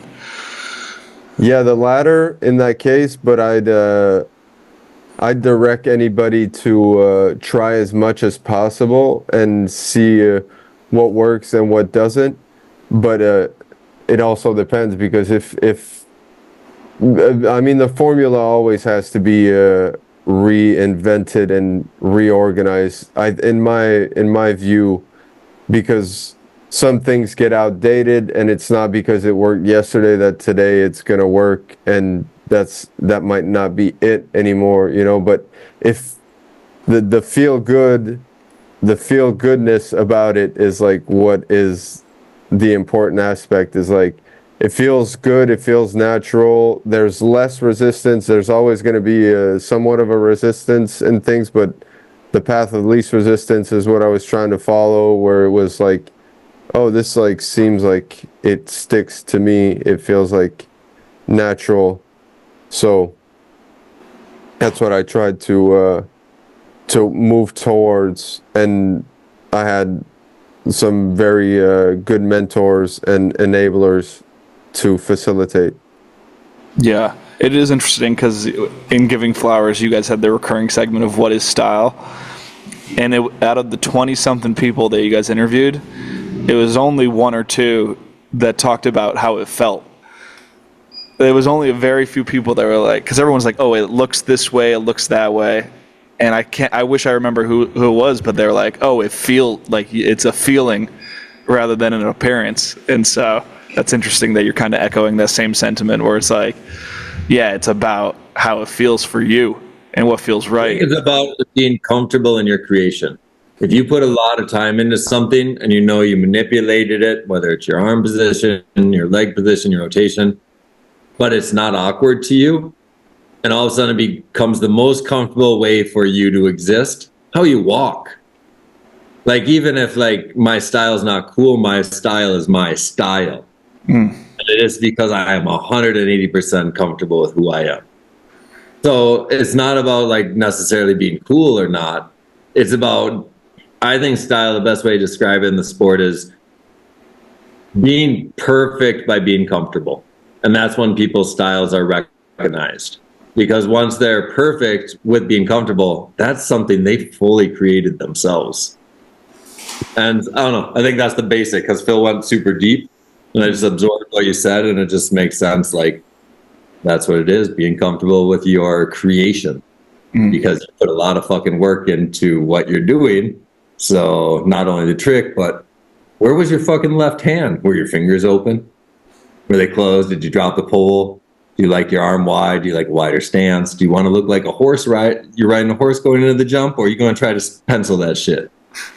So if those aren't thoughts, you probably don't have style or can't have style. Yeah. Interesting. Yeah, the old heads love the horse riding style. I think about on a lot of old videos, a lot of horses being ridden, dropping into those jumps. So much the gorilla steez. Yeah, everybody was trying to emulate Tanner with that one. I'd say he kind of came up with the official gorilla steez. And how much older is Tanner than you? What's that? He's 5 years older. Tanner's 40. Okay, so Tanner's a decent bit older than you, just because you were talking about him being at contests with him and like looking at him like an idol. But when you're like 5 years, 5 years to you now is probably like nothing in terms of an age gap. But when you're a kid, I see why you idolized him, because that's 4X. When he met him, Tanner already won 4X Games fucking golds. That's insane. Yeah. Yes, Tanner was only 21, but he had 4X Games golds. He had 2 cars, 2 houses. He was fucking smoking, had fucking weed, fucking spray painted on the back of his jacket. Like, you can't imagine a 21-year-old living that large, as a teenager, looking at an idol that's a young 20s. Yeah. Like, those are the people you look up to, not older people, like 30s and stuff. You want to see that rebellious young 20s as a young teen, because you're like, no way I can make it. And then I can be like, fuck you, old people. Because everyone says I can't dress like that or smell like that when I go to the fucking post office. Word. All right, let's get back on track. We really got in the weeds with the development of the style, but I feel like I'm happy to share that with people, because I think that, it speaks for itself. That's what you're known for. So we had to get some of the philosophy behind it. And we'll get back into. Yeah, definitely, like to fill it in too, in the comfort wise, like Iberg was saying, a name that pops to mind that really went counter the style at that point, because the style that I chose, like the baggy clothes and everything, was pretty widely accepted in skiing. That was the thing. Like, some people dress a bit baggier. Certain people were team size on tall tee, and other were 108 centimeters. Put it that way, like smaller scales. But Maximus Hill, like, when he came in with tight pants and leather jacket and a very just like hard style to digest at that point for the people. But he had style. He had a very good style, in my opinion, because he was confident about the way he was wearing. It was authentic. So it like speaks on authenticity. Whatever it is you're wearing, like, if you're doing authentically and it's you, then it's gonna shine. And Max Hill definitely had that, like, in his corner, and that's like how people kind of shift the perspective of like, oh, you can actually like dress like that and be cool. Like, oh, I thought Max Hill had one of the dopest styles that even people who believe has the dopest style, Jossie Wells, changed his style to be Max Hill style. Jossie Wells was just like everyone else in 2008. Baggy clothes, headphones, everything. And so that's, big up Max Hill. And that's not a diss on Jossie. I'm just saying that shows someone who creates their own lane and who's comfortable in their creation. And Max Hill's ill. Yeah, that Hesh style. And it's also the baggy clothes. You guys got the weed. The Heshers got the cigarettes, dude. They're out there ripping cigs, poking them out. I think so. I know he did. Oh yeah. Have you seen any youth smoking cigs? Is what I want to know. Well, we want to get into this. They're all hitting the vapes now. They all got these fucking multicolored vapes that they're ripping on the chairlifts. It definitely smells better, but I still bigger clouds. Yeah, bigger clouds. I don't know if it's even half as cool as Max Hill looked, ripping a dart and then going to tap some rails. Yeah. No, I don't think. Word. All right, so here's where I'm at. So you have Araj and Armada kind of as a bro hookup by a human, that individual human that believes in you. Not really sponsors that were like, yo, you're the future of the sport. So what is your first sponsor, or even what do you feel like either you got a sponsor on your own, or did you do something that got a different sponsor? What was something that made you actually feel like you got shit on your own and you fucking dominated early on? Events like the paychecks at events were obnoxiously big back then, and you had a lot. Like the Coors Light Challenge, you'd win. There was one Coors Light Challenge, the Kokanee Tour, but these were like $3,000 to first place, $5,000 to first place. Côte Obscure in Mont Tremblant was 3.5 grand. Then you had, so I wasn't paid by sponsors at that point, but I was winning events in Quebec locally, and like at 15 years old, I was making 25 grand of contest wins, and that was like, so that was my first sponsor. It was like winning contests. That's how I'd make money.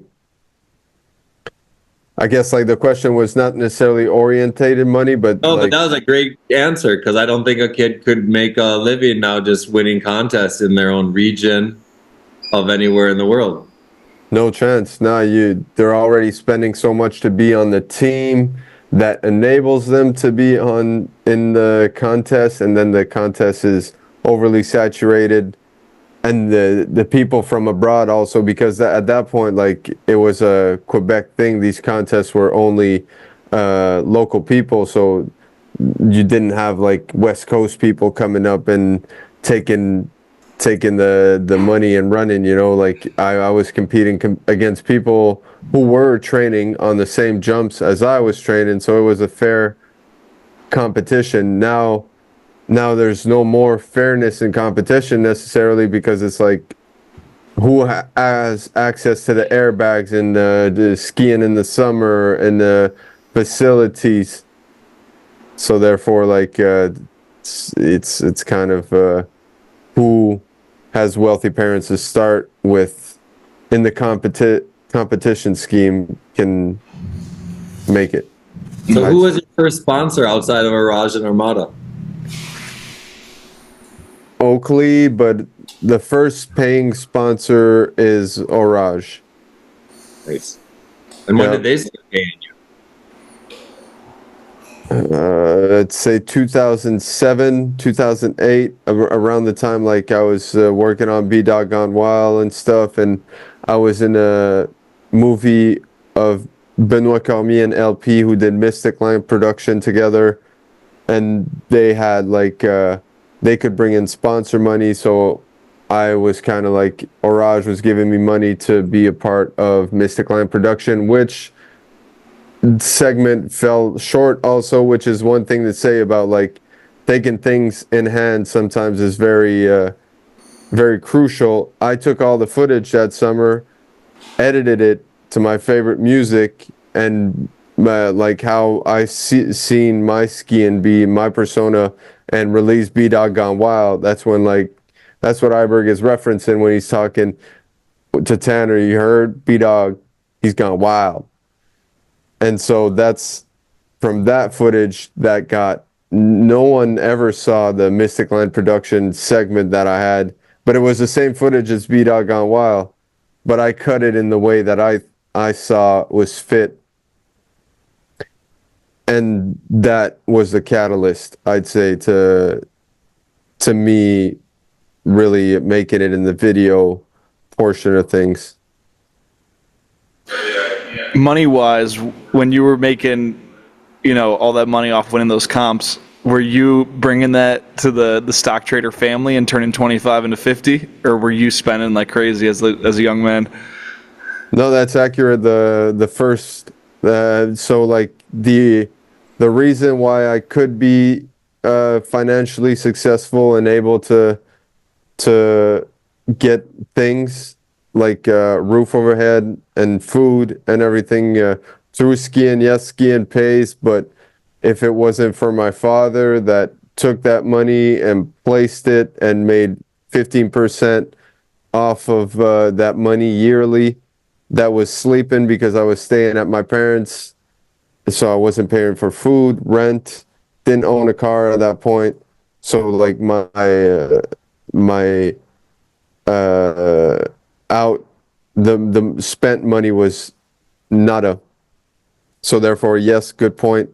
My parents were instrumental. My father was instrumental to making sure that that money was doing something for itself. Like if that's like a super big blessing, which wasn't necessarily on the forefront of me realizing it at that point. I was like, whatever. And now like I realized what it did and what it keeps doing, and I am incredibly fortunate. Like we always say, like, I wish I had a doctor for a father, or I wish I had this or that, but you know, that was incredibly helpful, a big But did he blessing. teach you anything when he was doing that at the beginning? Or did he tell you he was doing it? Or did he just do it because he knew how to do it and it was all good because you're all good? And, like, Yeah, all of these like trying to teach me, but it would just like, I have no idea what they're talking about. Like now I'm starting to like in the past like 5 years when I or maybe 10 years when I bought the house and became like more independent and had to pay for insurance and do all the like responsible stuff that an adult has to do, then I started to learn a bit more about it. But it's not necessarily my cup of tea either. You know, they have fun actually doing that stuff, but to me it's just like another like portion of things that I wish that I don't really want in life. But then again, I realize like it's beneficial, but it's just like not fun to me so much. You know, a lot of people are like, I love like placing stocks and buying stocks and selling them, but I'd rather go out in the woods and walk. Yeah. Well, so also, it's a youth listening to this right now that is making some cash in the sport. What is it? And they don't have any overhead, right? They're living at their parents, just like all the things. What is it what was it your parents did that, like, where should these people go and talk to someone about actually doing something with their money rather than sitting in a bank account when they don't have bills to pay? Yeah, visit a stockbroker, accountant, like these things, like pay professionals to do like the work of professionals. I'd say don't be afraid that if you're making an income and making money, don't be afraid to delegate and pay people to alleviate some tasks, because obviously another hip hop teaching, scared money don't make none. So you got to be willing to like give money to people to make sure like this thing just bubbles up, because by oneself there's so much one can do. Like so I'd say just ask questions, be curious. I was really lucky in that instance that I wasn't asking questions. I was just like blessed by the fact that my parents were stockbrokers, but I did try to learn some game and apply. But yeah, now it's on me to do what they did, because they're retired and they're not looking into having another job, you know, of stockbroking my shit. So now I gotta get on it. yeah. But that echoes Tanner's story too. Like Tanner was making money really young. His dad's like, "You're not blowing this shit. You're gonna buy a house in Mammoth," and then it appreciates 180K in like 8 months, and they flip it. So you know, you take that down payment, and all of a sudden, you're making six figures off that flip. So But let's not forget Tanner's story too. He didn't learn how to do his taxes. yeah, Now that he's 40, it's really hard for him from everything that he made because he didn't have someone that was in certain elements. yeah, You know, they were to a certain point, but it's just there. Like our parents are all there, hopefully for us, if we're lucky, to kind of hold our hands while we learn to do the same for the next generation. Yeah, but it's true. You got to can't just sit on that cash, and especially the people that get success really, really early, they could stretch that out. You can't not learn though. You have to learn. Like You just have like to, Phil, yeah. you have to learn right now, because when his mom and dad aren't there, he might have 50 more years of life in this world. If he's a baby then. So just to learn just learn knowledge, other than do tricks. Yep. That which is like overwhelming at some point, because you're competing against kids that don't necessarily give a fuck other than doing tricks, you know. So you're competing against that, and then you got to learn administration on top of that, and marketing, and like all these skill sets to make a life come through. But then again, like, it's kind of necessary at some point. You can't go. You can't take any shortcuts. At some point, you got to face the fact. Like, you got to be independent and take care of all these things. So, the sooner the better. But definitely, like, build your foundation as strongly as possible, and stay curious, and stay on the work.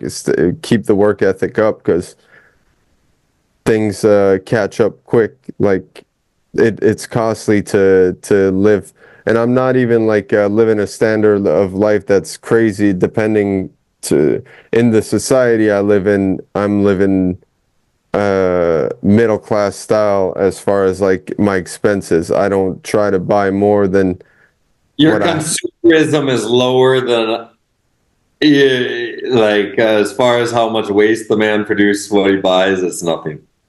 Yep. Definitely at a different level than a normal human, what they buy and how they live.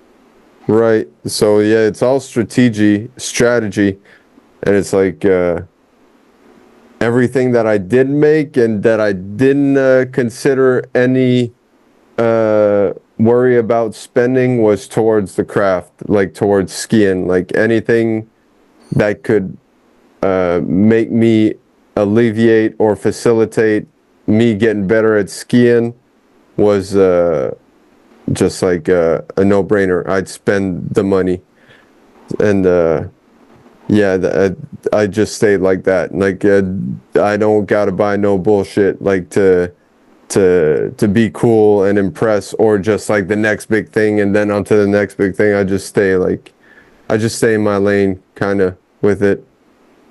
Yeah, interesting. There's more good insights for the young crowd. I feel like we're probably providing the most value right now out of any episode we've done so far, because you're spitting some wisdom for the young guys. That's what's up. Thank you. Trying. Yeah, it's catching up on me. I gotta like, and I mean, Iberg's been like one of my main mentors in life, and also like these are things that we discuss constantly together, just because this lifestyle is lavish and amazing, but it's also, everything is ephemeral. But there is a way to make it as long lasting as possible. But there are more hats to be worn, and calls to be answered, and calls to be made for things to take place. You know, it's just like, it's communication, and it's following up, and that's just like what it is. And at some point, it's just like the momentum builds. Like anything, it's like repetition. You do that. You do emails. You send emails on like things, and then it's like words just spill out, and you can send an email without it being like, shit, I gotta make an email today, or I gotta call like Monster today. And it's like, oh damn, like, talk to Monster, you know, like, talk to the big boss. It's so scary at first, but when you do it again and again and again and again and again, then it becomes like, it's just another conversation, and I'm just gonna say what I can say, where I'm at, and how I'm doing, you know. And all those people pay Phil to create with him. So that's why it's like there's no need to actually be nervous, because it's like, no way, they pay you not to just perform, which all the athletes get scared about. Am I performing good enough? Will they cut me? It's like, no, talk to them and tell them what you're doing, what you want to do to be different, because even those phone calls alone are going to make you get re-signed, where if you don't talk to someone, you have to win. You know, like I'd rather always re-sign someone that calls all the time than some guy who doesn't win and doesn't respond to emails. Yeah. Communication. That's key. We've definitely talked about that on this show before. Communicate. Damn. So we're like late 2000s right now. We haven't, like, we're at B-Dog just went wild. He's getting paid, contest, fucking Araj.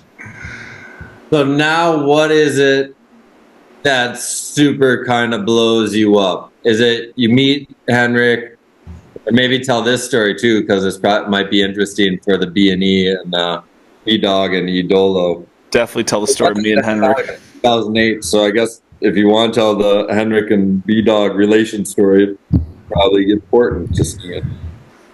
Yeah, we're at European Open in Laux. Araj European Open. They're throwing an event over there in Laux. Araj at that point is heavily invested in skiing. They're putting on contests, putting on jams, yada yada. So they have this event in Laux. I'm skiing in the public park. I do a lip 270 onto a down rail. Fairly rare trick at that point. Henrik's down there. He sees it, gives me the pound. We take the T-bar together, start skiing together, and we're best friends. Like, what are you listening to right now? You know, type of question. Like, oh, I'm listening to Wu-Tang Clan. Oh, word? Like, you know, Wu-Tang Clan? So it's like, we pick it up. Who's your favorite skier?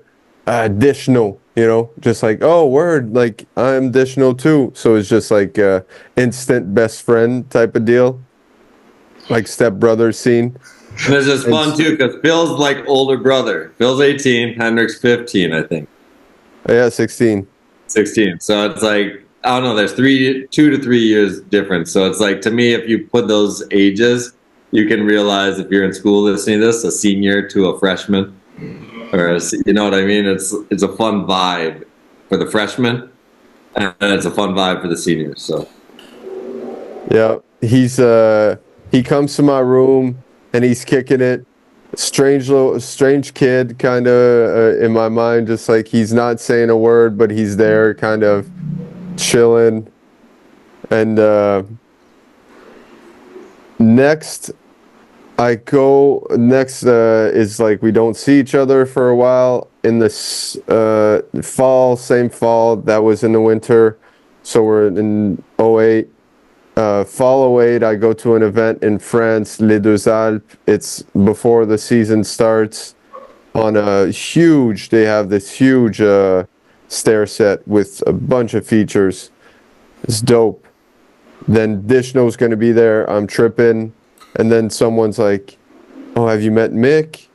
And Mick's like, right there. And he's like, hey, what's up, man? You Phil? He knows me already. I'm like, already just blushing and flatter. I'm like, wow, this dude knows who I am. He knows my name. He's like, yo, I was thinking I'm going to Les Diablerets after. Famous place in Switzerland, near where Mick grew up. Going to Budokan. You want to come with? No question. Call the airline. Switch my flight. Ride with Dishno. And we get to Budokan. And Dolo's there. There's a room with a bunk bed. I'm above Henrik. So I get the bunk bed above Henrik. Question is what's the name you call the spot? Budokan. Is that the Monabri, the like hotel like at the base? Or what the fuck is Budokan? Budokan is this like privately owned house that hosts visitors, strangers, to stay there, and there's a mini ramp indoor. Okay, it used to be said Monabri on the front, and that's where that's where I would stay. And so that's why I was wondering. Like, I destroyed the bar and the half pipe and wasted nights where we got to destroy it, where we rebuilt it. Highlight of life, this location. Go on. The best, yeah. There's a bar, everything like kids can dream about. Like the owner of the place, or one of them, is like the weed dealer, so it's like paradise. Also, like Josh Bishop, LJ Strino, and Sean that was with Step. I'm blanking on his last name. Sean Jordan are there. But I'm rooming with Henrik, and at that point, I'm like already thinking of I just released B-Dog Gone Wild, or about to, or just released, and I'm a huge fan of Red. Obviously, it's based off of Redman album, Red Gone Wild, and Redman's best rapping partner is Method Man. So I'm like, I gotta get a skiing partner and dominate the world. At that point, I was thinking, before meeting Henrik again, it's gonna be V-Paul in Quebec, because proximity, he's dope as fuck, we get along. But then I get put on to Henrik at Budokan, and I tell him about it. I'm like, yo, I got this concept. It's just Redman and Method Man, B-Dog and Dolo, and we're skiing together, and we can make videos. Like, Redman's performing, I'm skiing, Method Man's performing, you're skiing, and we go back and forth, since the dynamic on the album is mostly Meth verse, Red verse, Meth verse, Red verse. So it's like back and forth, and you get a dynamic duo. So I pitched Henrik the idea, and he's all about it. He's in. So the B&E basically is built like at Budokan in 2008 at that point, facilitated by Dishno. So the best scenario in the Henrik and Phil's mind. So this is Henrik's pro model, his first one with Ninth Ward, and it was called the Idolo Pro. Like, his first one was Bloody Dollars before this, so I think this is his 2008 pro model. To put it in a little time perspective, the relation where Mikael was on Ninth Ward, he fucking put Henrik on Ninth Ward when he was 14, gave him the nickname Bloody Dollars, then changed Henrik's name to Idolo after that. And then Phil met him as Idolo in this time period. He's like, yo, I'm B-Dog. He's like, I'm Idolo. Yo, we B&E. Yo, this shit is ill. Like, yep. The whole fun part about this, like, is that it's you thought about it. You know what I mean? Like, the fact that Phil, like, went out and was like, man, I'm going to be like Red Man. I need a Method Man. Who has another nickname? So that's fun as fuck, man. So how do you create B&E now? So he had Idolo, you had B-Dog, so you had B&E. What's your first B&E project? Or what do you guys say that you're going to do together? Videos. So at that point was like Traveling Circus was starting to pop. They I'm pretty sure that's when Traveling Circus, like, inception was, like, very near to that year. And so, like, oh, that's a new thing. They sort of created a new format. Maybe I'm wrong with, like, exactly. Oh, you're right. The, like, first web series in our sport. Like, yep. So they start that, and we're like, let's do a web series, because we're already filming with Level 1. We got that locked down. We got the professionalism on our side with Level 1, but we wanted the nitty gritty, like something more like catered to our personas, which Level 1 was kind of also, but it was on a stage so professional. The B&E was just like do it yourself style. So Henrik was friend with a dude that already wanted to pursue filming as a craft, Joachim Aslund. Big up Joachim. Yep. So first time we're invited to King of Style. I'm invited to King of Style. Henrik was invited prior. First time I am. We get together with Joachim. Joachim's Swedish, and we start filming for the episode. And that's when we talk about, like, the concept of B-Dog and Idolo and just like are so literal about the concept that we're about to do instead of just doing it. But I remember we did an interview and put the interview in and was telling like, okay, this we're about to do, and started to do it, and it really didn't take shape in my eyes until like we did episode 4. But we can we can keep going B&E or that episode 4 is Muddy Winter, right?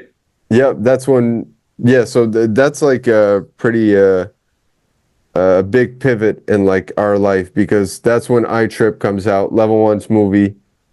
Henrik and I are sharing a segment. They are telling me I'm so heavily invested in editing that I'm like, let me see my segment before the movie premiere. They're like, nah, you're gonna trip, you're gonna love it. Just like give us be confident in us. And I'm like, okay, cool. I'm highly critical. So that's what they say when you say you would like to see your segment before it's done. They say, don't worry, we got you. It's cool. Dope. Okay. So the song, we already made a point. It's going to be Redman, Smash Something. Song's crazy. It goes really hard. The chorus crazy. It's got a bunch of swear words in the chorus. I show up at IF3 in Montreal, watch the video segment, and it's censored. The song is censored, and I didn't know about it. And I see also Henrik's trick, and they cut like his switched up 9, which we like were like excited to see a switched up 9 in the video segment. The switched up 9's not there. The chorus is censored. I'm over there like Crush Dream in the theater. Everybody's loving the video and shit, but I'm not at all. This 2009? Yep. Was I in the top balcony just making noise for no reason? 2010. Okay. Yeah, you were, but I remember you, Callie, and Tanner being top balcony. So it's like a lion year, huh? Okay. Yep. Yeah. So I'm tripping. I go to IF3 in Annecy because at that point there was 2 IF3s, one in Montreal and one in Annecy. Show up, tell Henrik straight off like, yo, they didn't put your switched up 9. We're taking this shit so seriously. I know, but that's us. That's how we were. And I'm like, and they blurred my shit. Like, I think it's about time that we do our thing, like fully. But that point, I think either Iberg and Tanner serendipitously or in a synchronicity told us like, we're starting this movement. Inspired was already sort of getting traction and established, but they gave us the opportunity to jump on board. And Henrik and I, under our belt, we had Muddy Winter, which was like highest grade edit that had been made at that point in our eyes. For us, that was our top contender. Iberg and Tanner's like, you want to do it under the Inspired umbrella? Just put the logo in the beginning. We're like, Tanner, Iberg, yes, just like super mega fans. So we proceed, say fuck Level 1 because they censored my track and they cut a Dolo trick, and release Muddy Winter that same fall and get more traction than anything else I've ever put out. And still maybe to this day, Muddy Winter was like the biggest feedback ever. Just like comment section was crazy, everything crazy about it. So we were like, it was like the first thing after Tom Wallace, where it was like the internet thing was bigger than all the big productions. Like where all of a sudden you're like, whoa, who are these 2 kids? Why are they like it was this big, I think, in the ski world. Because, I mean, I think Henrik had that nose butter dub at Mammoth or whatever for the first time. Right? Or rotation in Mammoth. I keep thinking of the blackout year. Yeah. You're right on the nose bud dub, but that's blackout year. It's a year later. Okay. Yep. But either way, like this movie, man, it was like next level. Like when Tanner and I saw like the stuff they were doing, like there was no one like Phil and Henrik that we ever seen in our life. Like we were already, I met Henrik 2006 in fucking Oro when he was 14. And so I was on his jock since then and so I was like, no way. And so we always kept a link and all this stuff about one day working together. And so already we had a 6-year relationship almost of being like, let's do something one day. And then with Phil, like he was part of the circle since day one with what Tanner and I had very big passions to. And so like when we saw where they were at, we're just like, they're the future. There ain't no one better, man. Like it didn't matter. And this was before Henrik won his shit. Like I think Phil, when did you get 4th place at X Games? 2010 or 11? 2009. 2009. So Phil. 4th was 2010, yep. 9, 10, and 11, Phil in contest was better than Henrik. Like I was invited at least to X Games, which was the difference. Maybe you got 4th place, didn't you, in slopestyle? Yep, I did. I don't think Henrik was invited, or he didn't make finals, but I don't think he was invited yet. I had being as where you were at in the contest world in life was a higher level. Mm-hmm. Because when Henrik entered the contest, Henrik was there. Like we saw him do Switch 14 since he was 14 years old, right? At the Ewan Olsen Invitational. But he was never that guy that like came out until the nose butter triple. He wasn't that guy you were going to be like, oh, fuck, I'm fucked probably if he lands today. So I don't know. So where Phil was at is my point is in the late 2000s, like he was that guy that was and this is fun because we can get into this too, like borderline potentially being the best slopestyle skier. And he was so unique. So now the Olympics is coming on 2011 or so. B&E's created. He has all these opportunities to do national team. We can tangent like motherfuckers. Why not? But yeah, so B&E's established. Like he's super baller. Actually, let's go back a little. So now, when did you get your B-Dog Raj Pro Model jacket? Just that year, yeah, the Muddy Winter, officially with my name like in the jacket. But prior, they would call it that, but it wasn't established. So 2010 was the puffy that went wild. The yellow puff. And white and the yellow, yep.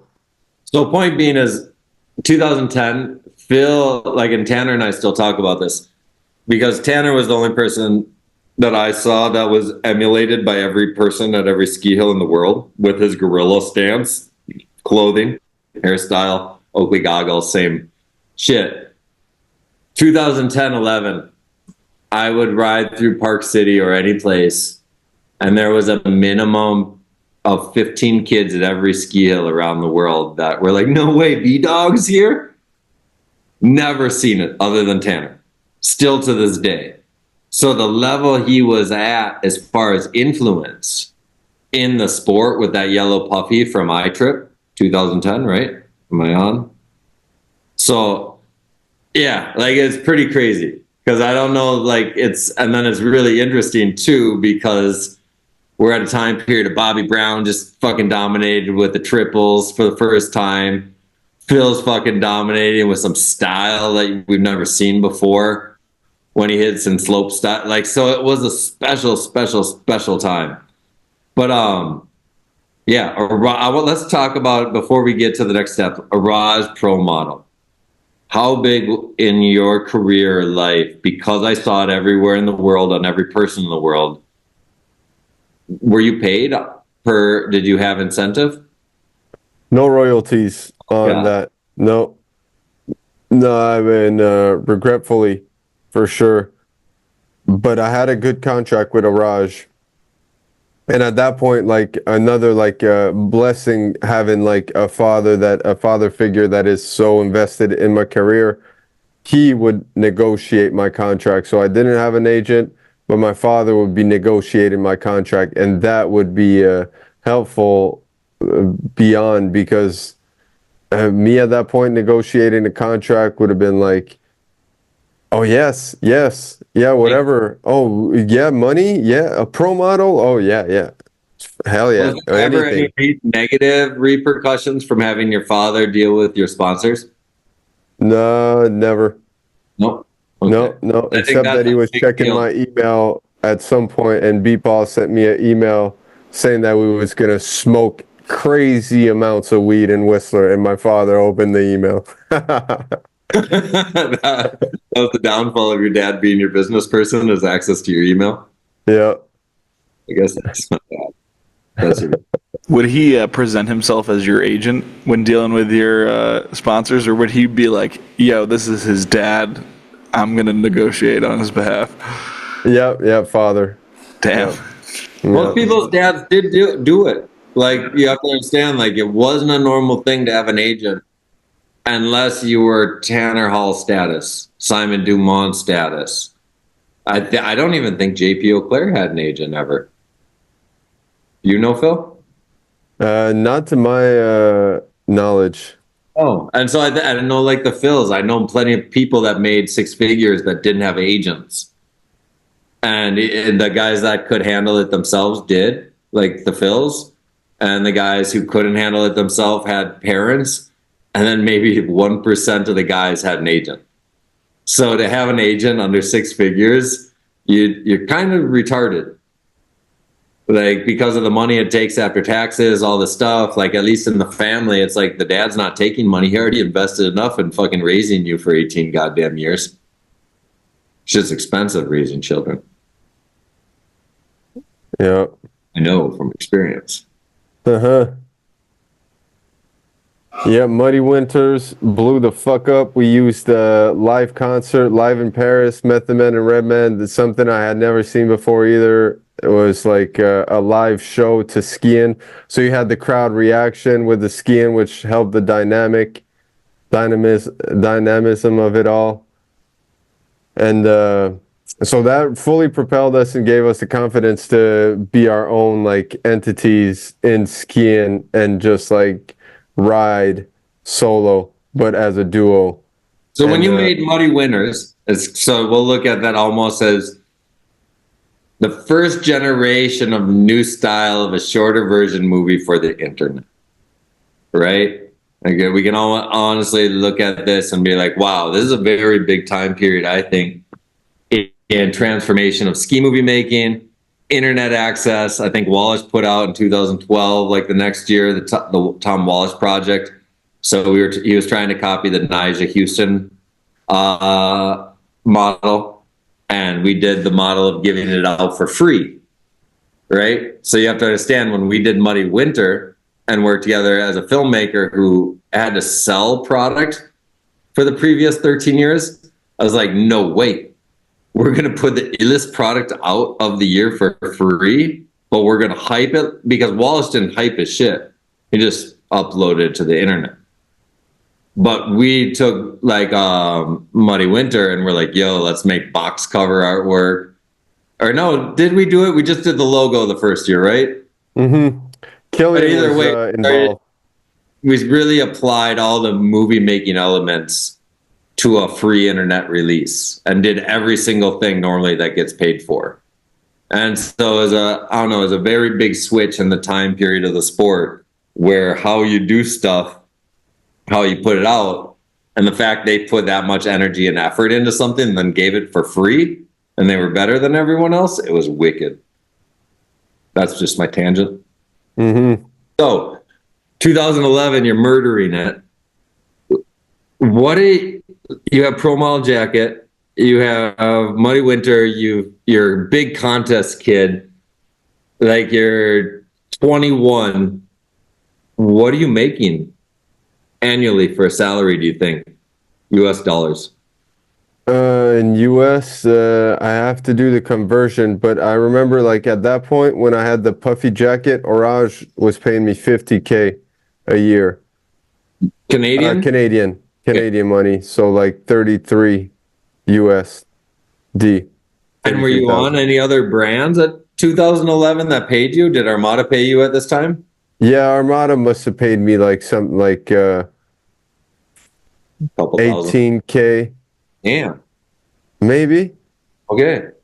It might have been later. I'd say 2011 must have been like around like 15K. Yeah. I guess you were still looked at as a future Olympian. Yep. So it was a different time period. Oakley was paying me like 5,000 Canadian, and Tyrolia like 2,000 euros. So that's like about the same in USD. So I was making maybe 50K US, but then like before taxes. Yeah. And that's before I get incorporated. So like treat myself as, or treat the brand of who I am as a company, like in the government books, which then enables me to have less tax at the end of the year, and all my expenses are taken away if Company it's through the write-offs. company. Yep. So that's before that. So I'm making like I don't know how much total, maybe let's call it like 40K USD. Oh. So 50. 2011, you the dope shit. Everyone's like, God damn, B&E are the shit. You're putting out. So now you put out Blackout, right? 2011 is Blackout. 2010 is Muddy Winter. So Blackout comes out. It's almost like, I'd almost say it's the cementing one. If I look back now for the first time talking about this out loud with you, because after that, it's like pro models come of all sorts. You know, of anything B or E. Like there was Nidolo shit before, but I don't, and there was a B dog with a Raj, but B&E kind of was legit. Where are you at this time in sport? Because now 2011, 12, you're the dopest in filming, but you're doing Dew Tour, you're doing X Games. All of a sudden now there's World Cup for the first time because Olympics have been announced in 2 years. So 2011 and 12, full thing. You get announced to the Canadian national team. First ever slopestyle. What are you as a 21, 22-year-old even thinking? Because you said you're about doing everything, right? Now all of a sudden everything is a new element too. And that new element of everything, filming competition, World Cup. World Cup's not like the old competition. What's your thought process as a young kid with this new element that's never been added in your previous 10 years of life of knowing the sport and your opportunity? What's that year like for you, or 2 years when that comes on?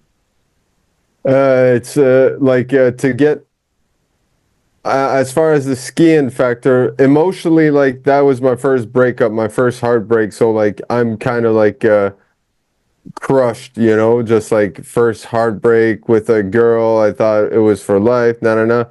So I'm like a bit like affected by that more than I wanted. Then at X Games, it causes me to not really be fully on. I take a big crash. I don't really practice. In my real run, I try to do the run that I was meaning to do. I'm not on point. I crash on the last jump. Kind of like the beginning of me questioning the whole like competition. Am I really liking it? Because I'm really not expressing myself the way I want to in competition, because the 2-run format really doesn't enable me to showcase the skiing the way I want it to be showcased.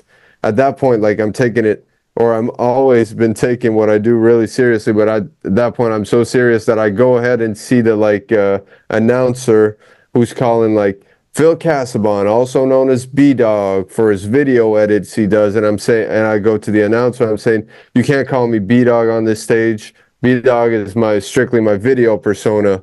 That's like my Phil Casabon's competing here, but I'm not like don't call me B-Dog on this stage. So that's like the way I'm treating it. Like B-Dog's the artist putting out the stuff, and Phil Casabon's the athlete doing like the competition circuit and everything.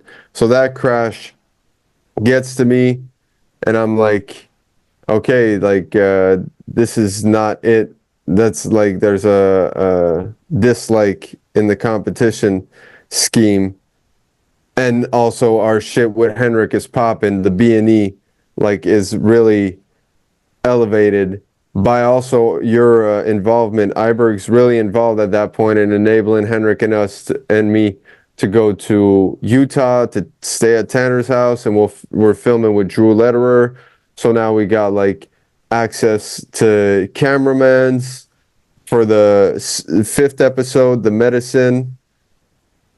And then that's like kind of a not necessarily an episode that's remembered from the B&E, because we're kind of like coming back from Muddy Winters thinking like, shit, we gotta show up for Muddy Winters. It's one of the most watched episodes on all platforms. Muddy? No, the medicine. Yeah, surprisingly. But the feedback isn't like, the core feedback, like people like Frito, Cody, I remember like, is like, and I thought something was missing. So then like we get together with Joachim again. So basically to answer or to round about your question on like where my head is at, is like the competition is taking a side note, and I'm like fully invested in the craft of video making, and we got a filmer with us and I got a crew. So I'm a focus on that. Then we get together in Quebec for the 6th episode of the B&E. And now we're deciding to take our time with it and release it later in the year, which something to be put in perspective with the medicine. We started to put some release dates on the head of episodes. So that was like a new thing for us. Oh shit, we're planning a release like early January, which was like not occurring in skiing at that point. Like I feel like everybody was releasing in the fall. That was it. The winter At this time I built Inspired TV, so I had a different episode every Thursday at 7 p.m. that released, and it was from a different crew from a different place all around the world, and it was 8 different crews.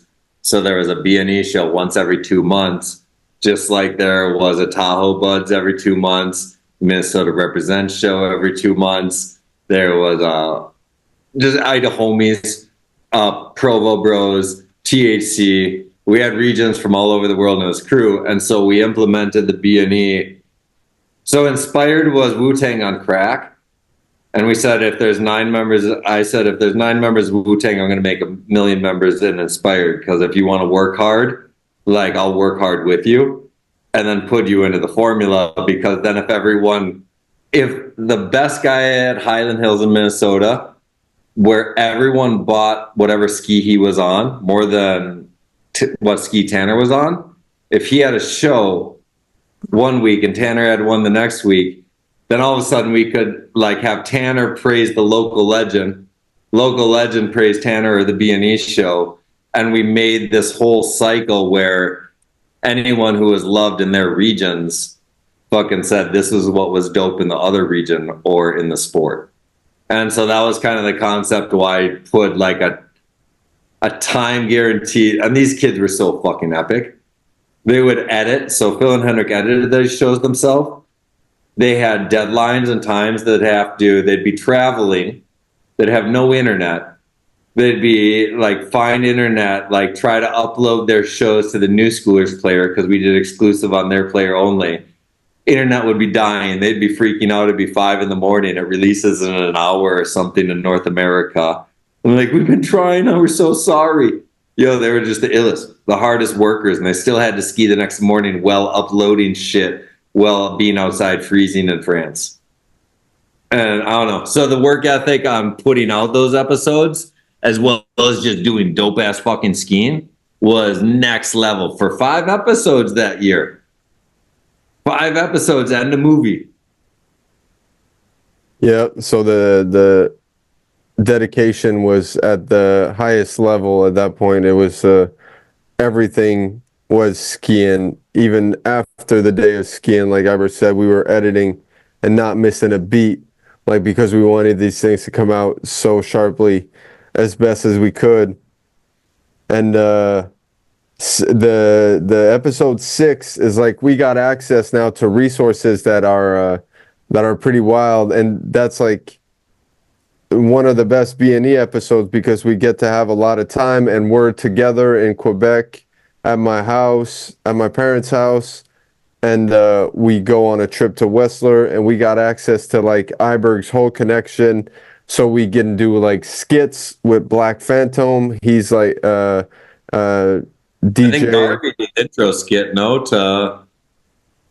Or Phantom did the like call like radio station DJ. Right. So we fully like are basing our scheme and our script of editing on like the Blackout album of Red and Meth. So we get episode 5, 6, 7 in Mammoth, United or Reunited is in Mammoth. We get these 3 in that season.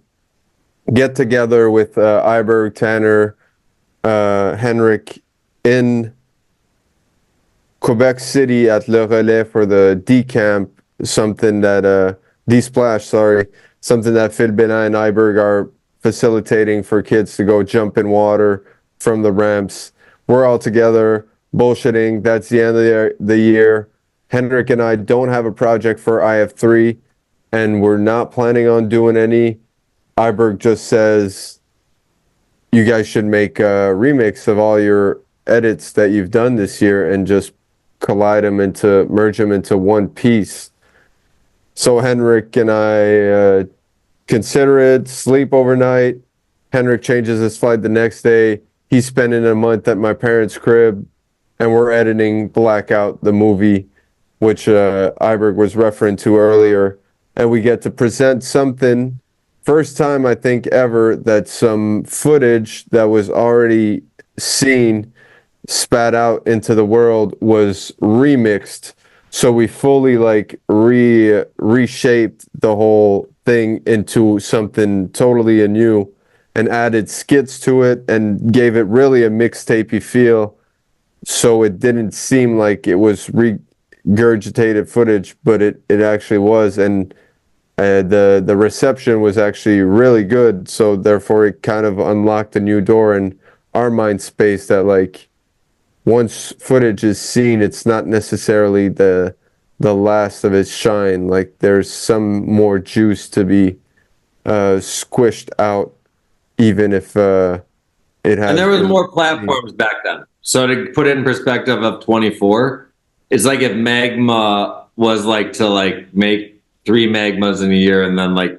push it together and make a best of, and then have enough film festivals, enough reason to like tour the movie, whatever, release it the proper way. Like it was just like, that's why we could regurgitate it, because there was still a annual ski movie audience, and Phil and Henrik weren't supplying what they used to get seen through level 1 in. And so we could all of a sudden do their monthly, bi-monthly, or every 2 months edits, but then also make sure they had access to the IF3s, which were Austria, Innsbruck, Annecy, Montreal, like just everywhere. There was so many places where you could put a movie at back in the day. So it was just another way where I was like, man, like let's make sure those people see you too, as well as the internet. Sorry, addition to your thought. No, exactly. It really cemented what the B&E was doing, and also maybe created a new lane for people to consider that that was a possibility. At the same time, we were getting the backlash of like people were used to seeing Henrik and Phil, or for the 2 past years, in a level 1 professionally made movie, shot professionally, edited professionally, everything very like square and shit. And with the B&E, it was do it yourself. I was on the board, Henrik was on the board editing, and just like, yeah, throw that effect over that effect and that layer, and boom, what do you see? Like explosions. Not with red cameras. Not red cameras. Like since they didn't have, so like as the production company inspired, I had to listen to it too, where everyone was so bummed that these kids are the highest level motherfuckers. And they're like, dude, well, why aren't they filming with MFP TGR level 1? And they were doing what, like, kids are filming on high 8 fucking video cassette tapes nowadays, making edits. And like these guys were going out and it was like the lower end DV compared to the Reds or film or whatever. But yeah, it was a crazy backlash when I look back at it now that you brought it up, because like I got hated on it a bunch as the production company. They're like, you're a production company? And I'm like, yeah, we produce dope shit. People watch. So that was my only theory. But go on. Sorry, Phil. But it was a big deal. And the inspired media whole scheme, like the way Iberg put it, the way it was sort of a communal thing and an assembly of power forces from all parts of the world, basically. Like maybe not Asia. There wasn't an Asian like inspired media, unless you correct me if I'm wrong. Yeah, we had Shimo holding it down, man. There's an Inspired Japan on fucking Instagram that Shimo started and kept the movement going. There we go. Still functioning over there.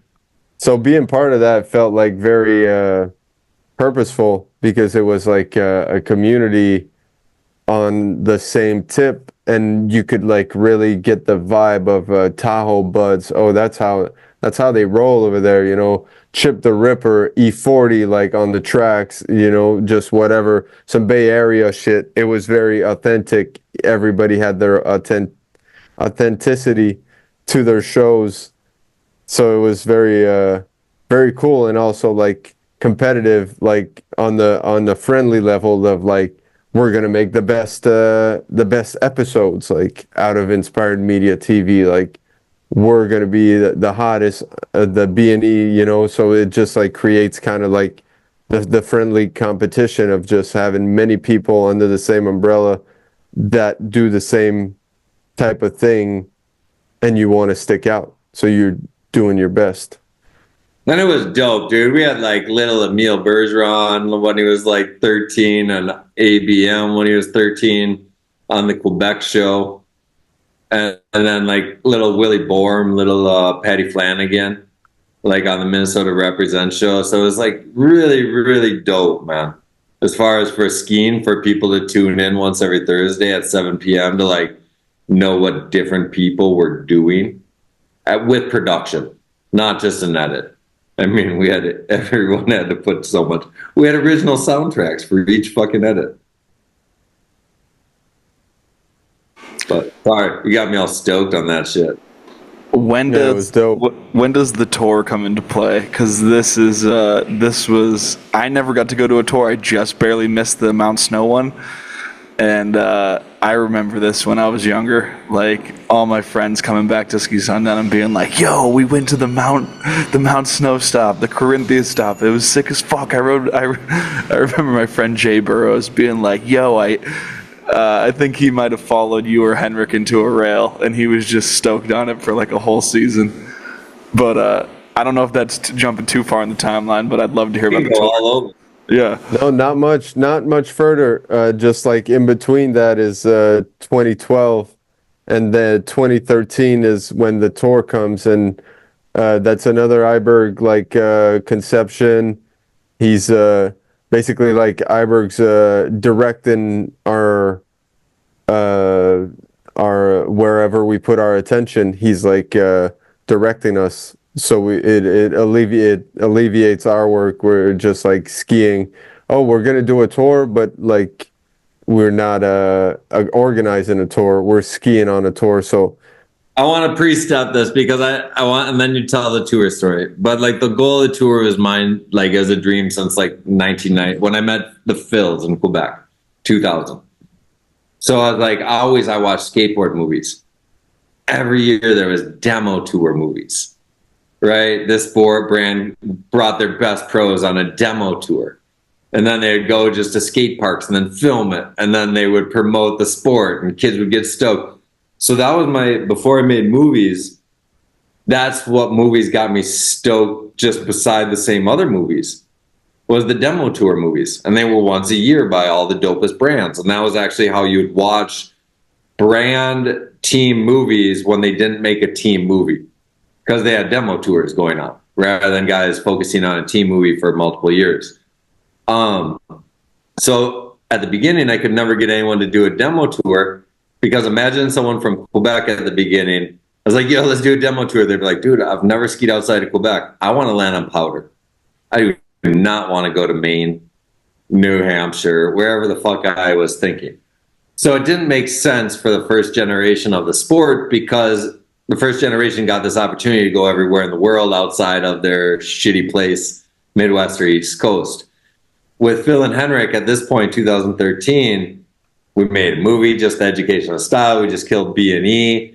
We had so many fucking we had like 3 pages of single line domination shit we did in 2 years. So like, you guys ready?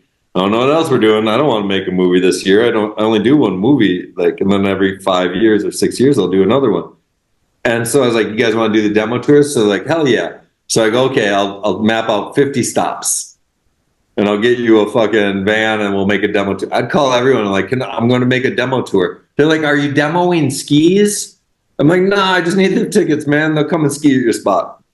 So that's the roots of the demo tour. Now let Phil take it over because it was such a dope experience for the Phil, Henrik, and Paul, and then also for every skier that I ever met. So it'd be fun to make sure to hear Phil's perspective from it. Yeah, globally, like preface, it's maybe the most memorable experience I have in my career was the demo tour. Just the people we touched, the ski resort we skied, and just the whole vibe of it all. Also, throughout all of this, which was 50 stops in 66 days, ended up doing 49 or 48. But every stop was... So basically like 5 a week or so, just about. We had to do Iberg was making us do a post on our platforms. Beepal had his website, Henrik has a website, I have a website. And we're all... Tour had a website and I had a tour manager. So the tour manager had to do the same as these guys. Yep, which the tour manager relates to your background, Ethan. It's Kevin Perron. Yep. Treefort owner. So he's the demo tour captain, and Stojan is the filmmaker. And every night we're doing our journalist self. We post about like the day and how we felt about it. So like the whole experience was like unlike anything else that pro skiing had brought me to do, and the novelty of it was the cachet, like why it was so uplifting and important in my career was just like everything was new, and we would get to ski like motherfuckers, like every day almost, ski in different parks, different conditions. So like as far as skill wise, and you can tell like Henrik in the middle of the tour, it's January 17th, about he has to leave for X Games coming from Ohio Hill in Cleveland, and he's going to X Games and inventing a new trick. He's doing nose butter triple, and we're like in Detroit at this homie's house and witnessing for the first time live. Henrik, I've been skiing with the kid like for 2 months. He didn't hit a jump. Like, we know East Coast resort are not known for jumping, especially at this point season. It was December. It was Maine, Quebec, New Hampshire, Vermont, New York, Ohio. Henrik leaves, they go to Detroit, they're watching from Detroit. So like this is early season for a month and a half with zero jump training. Yep, shows up, dominates, does the most groundbreaking trick I must say this skiing has ever seen at X Games, still to this day and before, in my eyes. He does that, comes back, and like imagine like that, you got like X Games gold medalists on tour. Like from then on, it's like he's there for a bit of Michigan, but mainly Minnesota. So like kids are flipping. It's like when Tanner was it, like if he came to our local resort, Henrik was it, like the god, which still is, but like at that point, a very like at the apex of things, like there wasn't no other like than Henrik. So therefore, like we're on tour and people are flipping out, like because you got like the goat and myself and B Paul like all together at the ski resort, and we're ripping. We're not just like doing we're really skiing our asses off over there. Like every stop we're skiing as much as possible because we're trying to, or not we're trying, but we're making state orientated edits and provincial because we did Quebec. So we want this to be dope as it can get. So we're skiing our asses off, filming, and just like meeting some amazing cats and just having experience of our lives, just based on the concept that Iberg put together and driven by KP, who's like the captain. We're basically got no brains, and we're skiing and writing journalist entries and editing, doing the like pro skiing thing. So it was very well segmented as far as the task. What's your role on this tour? I'm a skier. Like KP's the manager and Iberg's kind of the overlooker and Sojan's a filmer. So it's easy in that regard. It was easy at that point. Kind of, but at that time I randomly created life with my wife in Denmark, and I'm living in Denmark, organizing your lodging every night, 6 to 7 hours ahead of schedule of you guys, and finding you places to live every night at 3 a.m. after you ski, because we didn't plan lodging ever until after you hit a location. So to me, like my infrastructure I had to do during that time period was the most wild. I pre-set it up, but we made doing life is we try to make everything so you can do it. There never can be an excuse why you can't do it, right? So for sure, they can show up. If I minimum get the money to feed people, do whatever, we're going to be able to hustle a lift ticket. And then we'd not only hustle a lift ticket, but we did it every time to all those locations. But then these guys went out and made a B&E show for every state. So we had like an average of like 4 to 5 locations per state or province. So there's a B&E show Quebec, B&E show Maine, B&E show Michigan, B&E show Ohio. So they made a B&E show from fucking every fucking province or region they came from. Dope as fuck. I wasn't seeing that from your perspective. Definitely hectic at that point. But the serendipity of it all, because it was so like ghettily organized, made it even more nice, because that day we met up with the kids' parents. Hey, we own a condo here in New York, you know, like just get the keys and go in, you know, like don't worry about taking your shoes off. And we get like invited to the illest apartment ever, just like a bathtub big as a pool, you know. It's just like, for instance, some of them were a bit more ghetto, some of them were couch surfing, and some of them were motels, but sometimes we like hit the jackpot and be with like I would just throw them with people I knew in different regions from times in my life. Like they had to hang out with this one drug dealer in Detroit named Dougie Fresh. And I'm like, you Dougie Fresh for like 4 days. And then like Dougie Fresh would like, because there was 3 hills in the Detroit area that they went to. But then like Henrik won the gold, came back. And then they all go to the ski shop to like sign autographs. So they're coming from the weed house to sign autographs. And so the whole Inspired demo crew is just walking in, just smelling like a fucking weed place in 2013. So there's so many funny memories of the people I made you. Like you had to be like, who the fuck did you just have me stop by? But he's cool. Woo woo. Yeah, he was mad cool. That was hilarious. Yeah. Ethan. So yeah, big thing for sure. Yeah. The name you mentioned, Ethan, at the beginning, Jay Burrows, rings a bell. Might have just like he's an Alta. He's out in Alta now. He's like an all mountain dude. Films a little bit. Short guy. Word. Yeah, he He loved you guys, bro. Loved it. He was so into it, bro. I never saw him run anything other than Armadas. It was lit.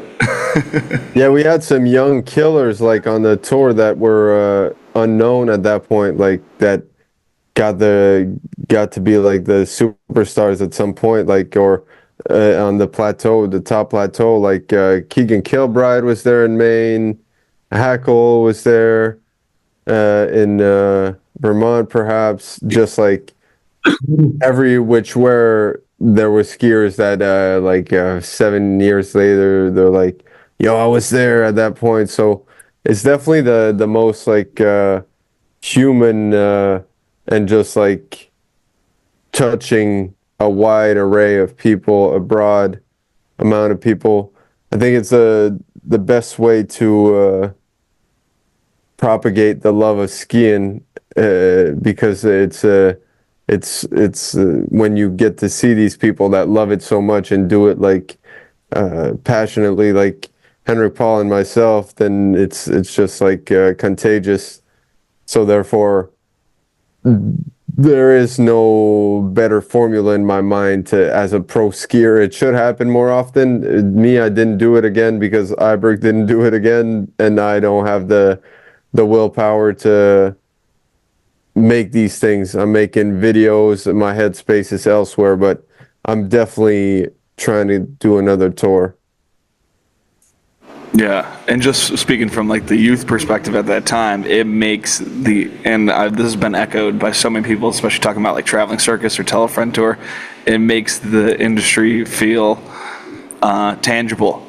Like we see you guys in videos, we see you guys competing at X Games, and then it's like, yo, there they are hitting the same rail that I hit every day after school, shutting it down. So the impact. And that's why those videos were so important, right? Yes. B&E New Hampshire.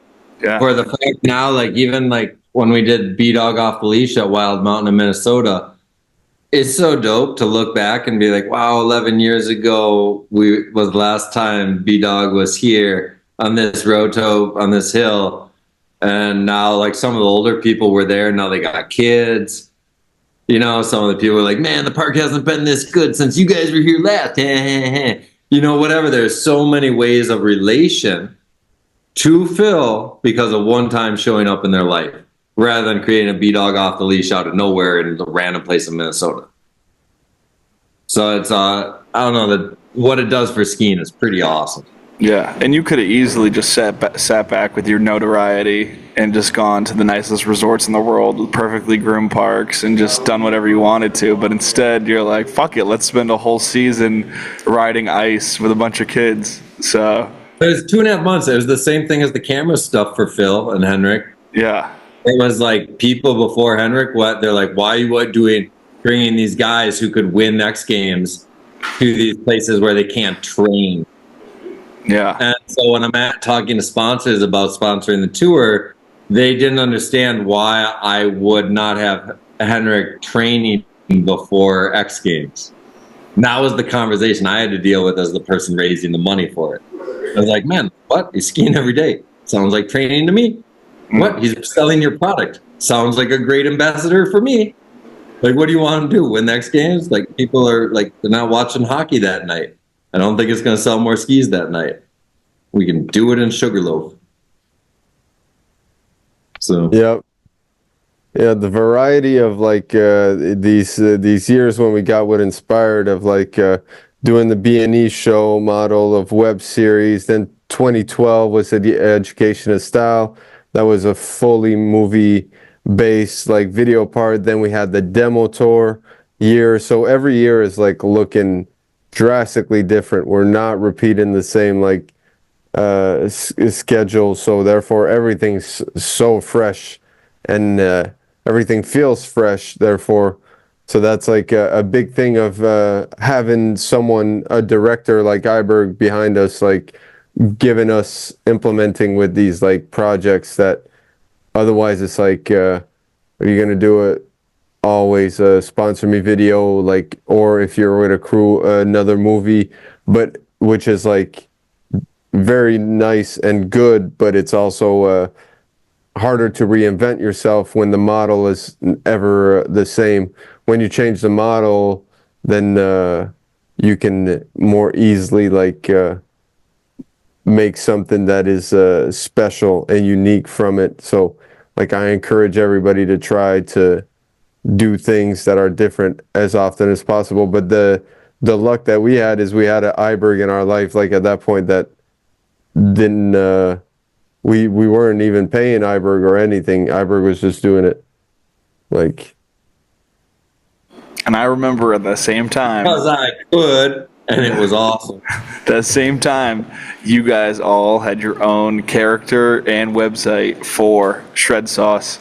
And I remember being in my freshman year tech drafting class in high school, instead of, making blueprints and stuff on AutoCAD, I was just hopping between all your guys' different websites and just riding to somebody else each day. It was such definitely not the best use of time in school, but I remember that fondly. And like I put everyone in that class onto Shred Sauce that year. So it was a whole class of kids just not doing their work, playing Shred Sauce. It was awesome. Once again, how dope is that, right? You could play B-Dog, you play E-Dola. Oh, it's so sick. Ball, like, if you type in like B-Dog and Shred Sauce on YouTube, he's probably got millions of views on just his character. People making edits, bro. People were making edits. They still do it. They still do. It's crazy.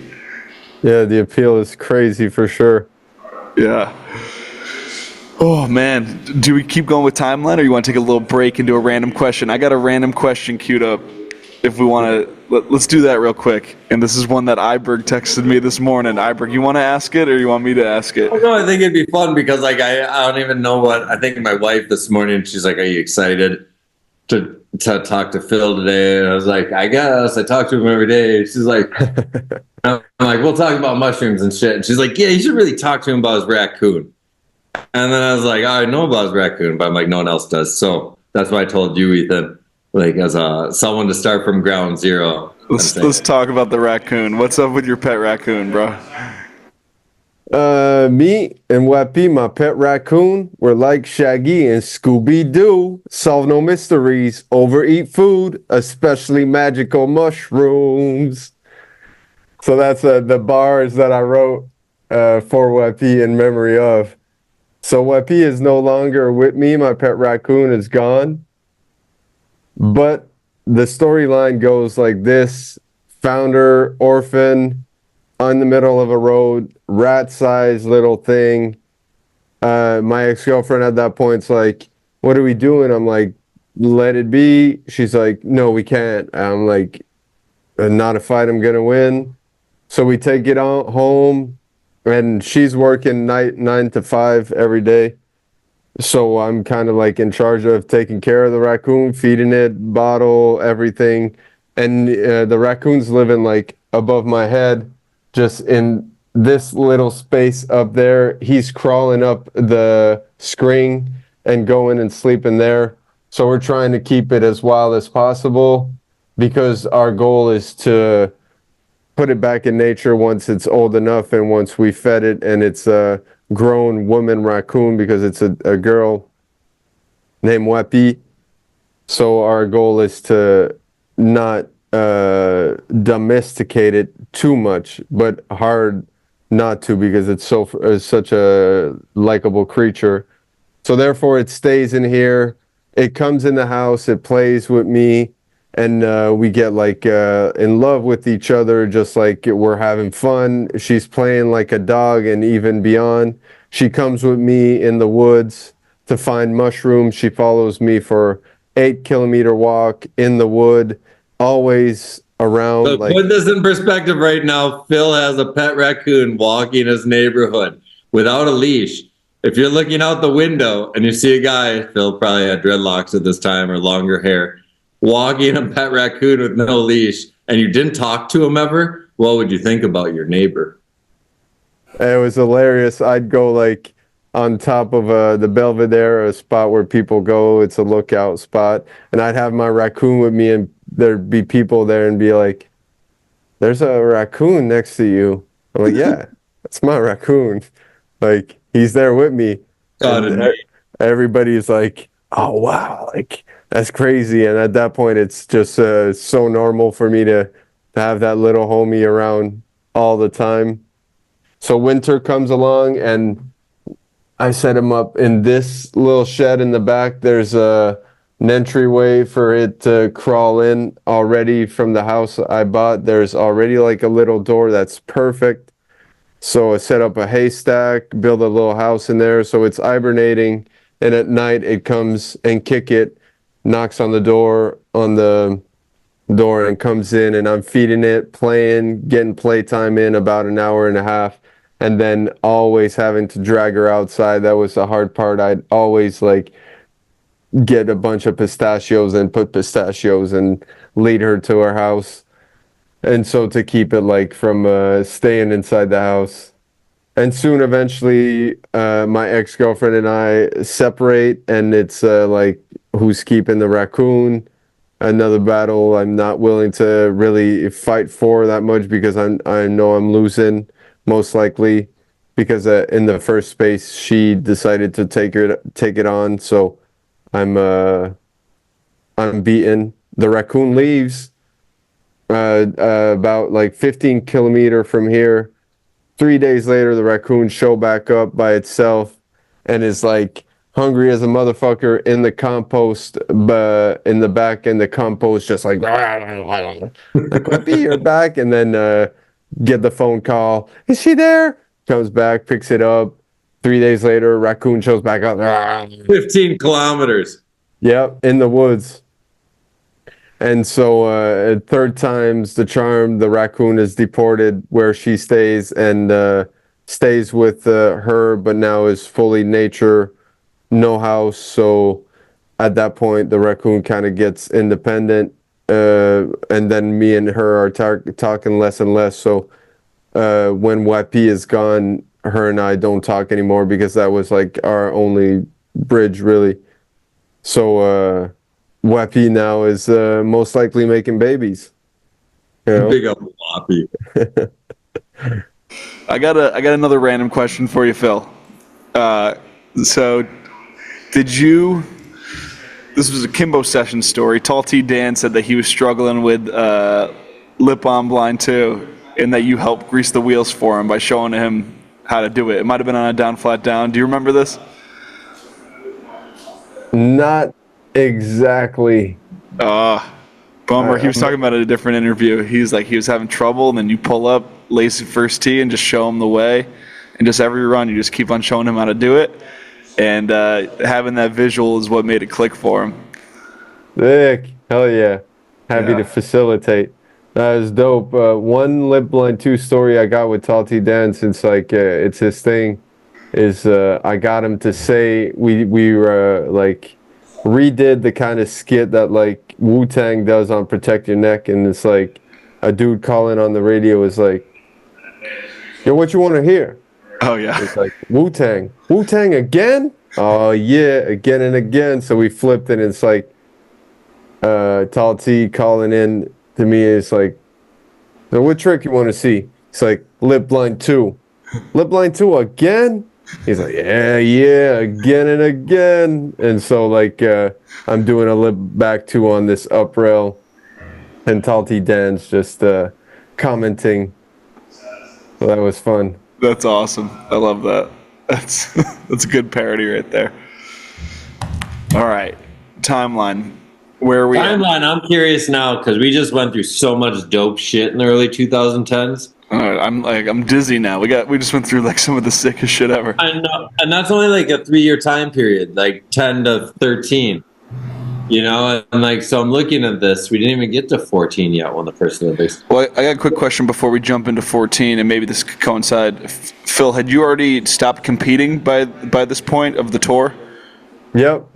At that point, I'm done. Education of Style marks the end, which the segment itself is kind of an abstract way of me saying, fuck the whole regiment, the scheduling of the people trying to take the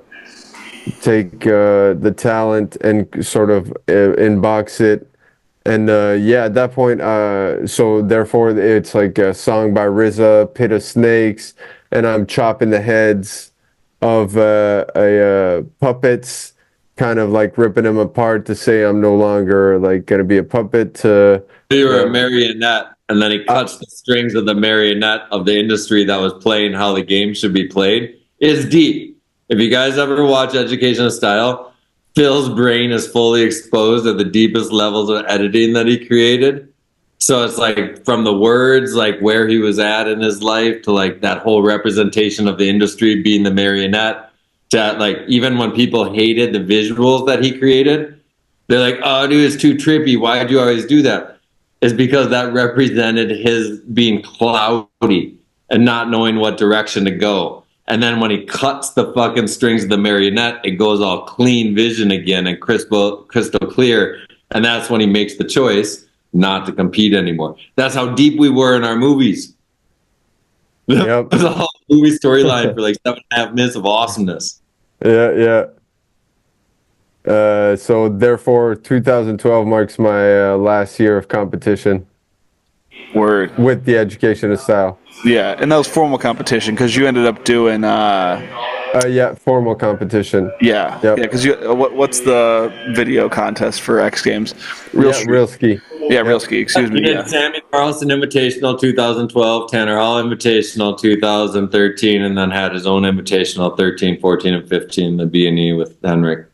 And then everything that was skier based contest, invitational, and just like a novelty event, because it was just like the 2-run contest scheme and being around the team and Canadians being separated for Americans and Swedish people. That's not how I rode. Like, that's not how I got down. Like, I was homies with Swedish kids and French kids, and we were kicking it. But when the teams came around for the Olympics, it flipped that whole model. So therefore, no longer attracted. But when skiers did events, it was a jam format. Everybody was together, regardless of Swiss or Japanese. So that was that. So I was still down with like the competition idea of like skiing and just like event wise, but no longer down with like the structuralization of it. Word. So 2014, after the tour, what's going on in Phil's world? So then again, like another flip on the script. Normally, like we had the tour year prior was a full movie that was a trio made by Iberg and the web series. So now we're doing a solo project. It's a sponsor me video. That whole summer, I'm listening to You God. You God just came out with a new album, Keynote Speaker. It's as dope as it gets. I'm bumping the track all summer, already pre-visualizing which tracks I'm going to make. I know I'm going to make a movie called Keynote Skier. It's going to be this track list. the reason why we had to do that too, though, so you know, is Henrik was an Olympian. Yep. You knew Henrik had a B&E. Well, we just fucking dominated that for so long in our visuals and our work together as tours and all this shit. We're like, holy shit, Henrik's on a World Cup tour. How Phil ain't doing that shit. That means he has a lot of more time to work on a project. So that's why we ended up creating Phil's movie Keynote Skier, which was the extended sponsor me video of 15 minutes, and Henrik's road to Zion. So just to give a preface on why all of a sudden he went solo, but the overall picture wasn't solo because we also had a B&E Invitational that year. Yep. So like we weren't going to be together. Like Iberg said, Henrik was attending to the World Cups. I was fully pursuing filmmaking. So therefore we took the solo route. I had the vision, You God, Keynote Skier, all up my alley, hip hop, skiing, classic, mixtape. So I worked towards that all year and every chance I could take. So like I used a lot of Armada complementing us with like trips abroad to Estonia, to Minnesota. Armada had these trips planned just like for their yearly catalog, and I would. No, it was for their big movie that year because No, it got not yet. people, if not bigger love, Oil and Water. They made the big movie because our Hornbeck and I was killing it. Okay. There was no movie being made at that point. Like before I went on the Minnesota trip with Hornbeck and stacked a shitload of clips, and then they were like, "Oh, we got to make a movie," and I'm like, "Yeah, but I'm making a movie." Like, I remember now. All right, sick. so therefore there was a bit of compromising, but all for the better because it ended up going for a movie, Armada movie called Oil and Water. So they were organizing trips so I could film with them for that movie, and on my downtime, which were not filming with Armada, which was not a downtime, I was filming for Keynote Skier, but everything was Keynote Skier. Oil and Water and Keynote Skier comes out that year. Massive hit, maybe the most like viewed project that we've ever had, and maybe Iber can speak on that behalf because we had a special release place on New Schooler. It was exclusive, but on New Schoolers, but all the views would amount to this one player on New Schoolers, and we would have like crazy amounts of views, like 350K to 500K for both movies. New Schoolers player, Yeah. not a YouTube player. No, New Schoolers. So to give a little thing, it's 2014. In the face, but we chose to be another thing that people weren't happy when we released our free shit. We chose the New School player, not YouTube, not Vimeo. They're like, "What are you doing?" And I'm like, "Well, there's pre-roll ads that sell ski product. Everyone who's watching these videos buys ski stuff, unlike YouTube. And it's a direct, all the consumers that will watch it are consumers of the sport and the products." So that was my theory. And then Doug Bishop, who's the illest motherfucker from New Schoolers. So we're like, all right, let's do this. But the awesome part was when everyone was still on their laptop or normal computer scrolling Facebook on the main feed, you could, if someone embedded a video, you could watch it on the main feed without leaving Facebook's platform, opening a new window, doing whatever. So since exterior videos were playable on the main feed in the year of 2014, it stopped after that year.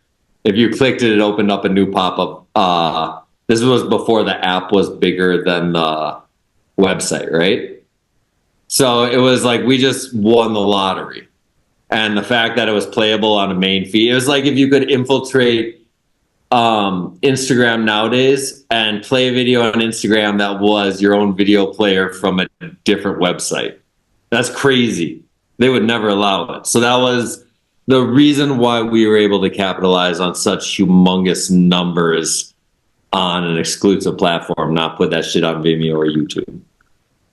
So that's my tangent, but it was pretty awesome, man. Because I think the same formula, if kids are listening, like if kids created their own fucking video player right now and they knew it didn't be on YouTube or Vimeo and they knew 100% of their audience bought the products that they represented, then they control the pre-roll ads. They control the platform where they watch it. Even if it's just a YouTube video that's private on YouTube and only embedded on their website, that make people go to their website to go see other content or buy other products. It's like, I don't know. The tools are still there to do it without trying to hit, I think, what is it? 40 million views or something on YouTube gets you $3,000. So don't try to do that shit. You create your own video player. It's possible nowadays. Mm-hmm. And sorry, I want to interrupt that one because I think it is viable for the new generation to really create something that is what they're doing. They're producing art, but then they're putting it on platforms of mass that, I don't know, where the majority don't give a shit. That get the referred video. No, insightful for sure. And yeah, I support that idea.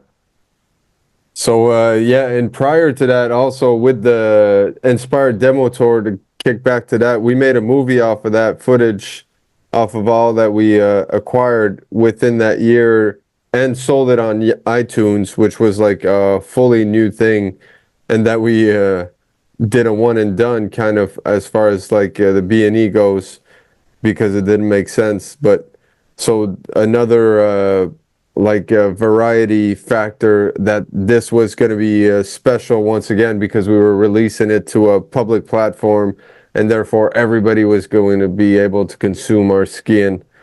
So that was really So cool. 2013, they had 10 B&E shows. They had one movie that was for sale, Let It Flow, that they created. And then they had the demo tour, Sammy Carlson Invitational, and Henrik with Contest Tour, and Phil with doing some pop-ups. So that's just 13. And so it's like the workload on that is crazy. 10 B&E shows, a movie on top of it. And so now going into 14, we have this Olympic year. They make their individual movies. And then, the only thing I think you missed now is first year B&E Invitational. Yeah, first year B&E Invitational that year. Insane. The whole crowd that we invite, like 99% show up. So we got Candide there. We got Downey, Delorme. I mean, we got all the names. Like, it's unbelievable to have like all these people still on a platform together. So B&E's a hit. Once again, like our involvement in the production of it is less than none, except for like, oh, that feature there, that's cool. That's the Big up Raph Regazzoni here. Yeah, Raph is the guy who brought us. I said it with Eunice show last week, but he brought his whole community in Les Arcs together, family, friends, everyone, to make that event happen. So I brainstormed the event with Phil and Henrik, and then Raph was able to make sure there was a spot to facilitate the crazy dreams that we had. So, and it was crazy what he pulled off. So big up Raph. For real. Yeah, big up to Raph for that. So he's Henrik's and I's agent at that point too. So it's facilitating everything. B&E Invitational is a hit. Got all the legends on deck, or a lot of legends on deck. The public in Europe is just like stand up, just so cool, because the people over there fucking party. As far as like events, it's just like another deal. I feel like the ski culture over there is just a notch bigger than in the American continent. And that fall, then we do the tour with Keynote Skier and Road to Zion. We go on tour with Iberg. We do like almost like the demo tour style state, but we go all the way to the west coast also. Maine to Washington, Quebec, Maine, Colorado. all of it. Yeah, we crossed the country and started in Quebec. And so, like, then again, like, touching so many people's, I think these things are as monumental as the demo tour also, when you are releasing a project, and to tour with it is just, like, the best thing to do. And so, like, we start to imply that formula, or Iberg does, and we're just, like, riding along and presenting. We got, like, super projects to present, because that year, Henrik and I killed it. We got projects that are far apart from one another, but pleasing a broad audience. Like Keynote Skier pleases a lot, like as far as demographics, the East Coast and Midwest, and Road to Zion pleases the West Coast much more, like in the reaction of the crowds, because Road to Zion is more heavily it's very broad ranging, but it's there's a lot of backcountry and powder in it. Not a lot, but quite a bit. Whereas Keynote Skier is like almost exclusively street, park, and a little bit of backcountry. So it's fun to see. We get to experiment with that tour, and once again meet a lot of people. And now, like a successful year, 2014. And at that point, we jump into 2015 with once again like renewed. Henrik's off the Olympics. He doesn't have like a crazy schedule, so Iberg brings us back together once again, like basically to make a Eric Iberg movie. And Be Inspired is on the board, on the table now. I think out of all the movies, Be Inspired is my most watched. Like for a while, that was my go-to. Just like having trouble getting to bed, scrolling around. Fuck it, I'll throw on Be Inspired again and just watch it because it's timeless. It's so good, man. And that was like 10 years ago almost. So that one was wild. Ivor, you hadn't taken your break from skiing yet at that point, but you were living in Europe.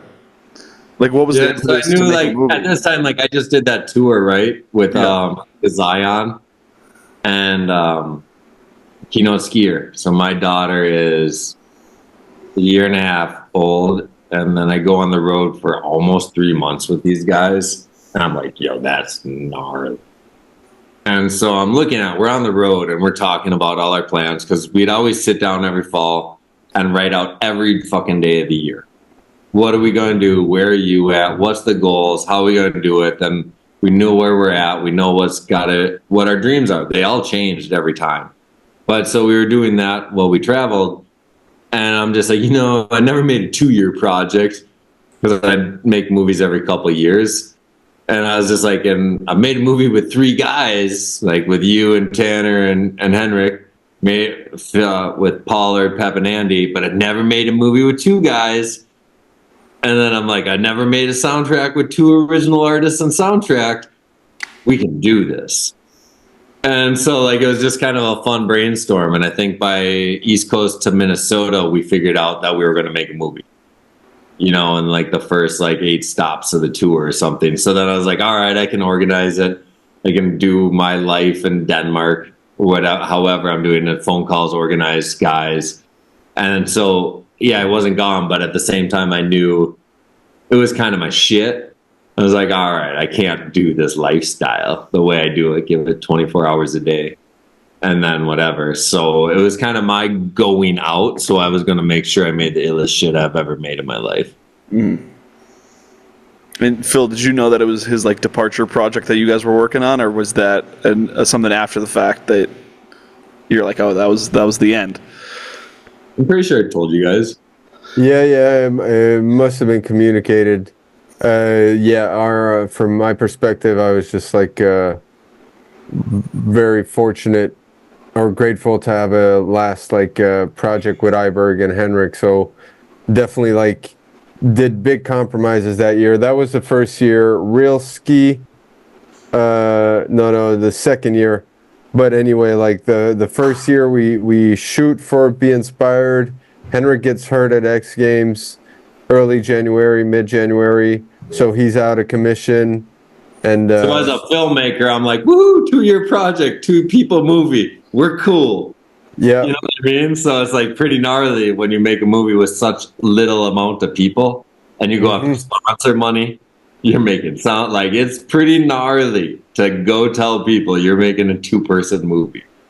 So Henrik's out. Sorry, I just want to make sure everyone knows how big a deal it is. Yeah, exactly. So I get back to the normal schedule, like we squash the plans sort of that we had on table, and I go back to Quebec, do what I can with the crew here, very DIY, like with the Les Gamins, Vince RC and Marco Gilbert, 2 dudes who are all about like filmmaking. They did a few things with Inspired in the past. So we connect. I shoot for that whole season, go to Riksgränsen in the spring and do sort of a trip filming for Be Inspired, but at the same time kind of like thinking, I'm going to film for this movie when Henrik's around type deal. So I'm kind of like just fucking around over there.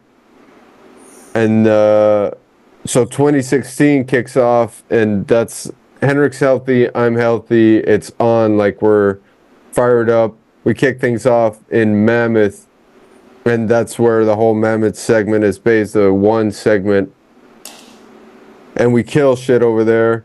Do really well on some very normal feature, if you will, some classic mammoth early season stuff. And at that point, I get the invite from X Games Real Ski. This is the first time X Games is putting on the contest, and I deny the offer because I'm in the second year of being invested for a movie project, and the first year wasn't all that we were expecting. So we proceed to kill mammoth, go to Quebec. Brady's the cameraman at that point, sort of like Brady's big coming into the whole scheme of things as a cameraman. Henrik really putting him on, and I'm also helping to pay. And then we come to Quebec, crush Quebec, have like 2 solid segments already, and then we're like very much on the path to making a movie. And go to Tahoe, Utah for backcountry, and fairly do well over there. And that's where I tweak my ACL, so I hit the bench at that point. And Henrik's kind of like, now it's the boards, the game shuffled around, and that year now I'm out of commission, and Henrik is able to film. So there's a bit of like confusion here. To our plans are all scrambled. Henrik for that portion doesn't film for them, or doesn't film much for the movie except for the Utah while I'm there with him. We planned for the B&E 2016, and then like that year, that setup really takes it to another level as far as like park shaping and style, of course. Like we got the most like next level slope style course that's ever been seen in the sport, I'd say. Like, yeah, Google 2016 B&E Invitational venue, and the images are like video game shit. It's crazy.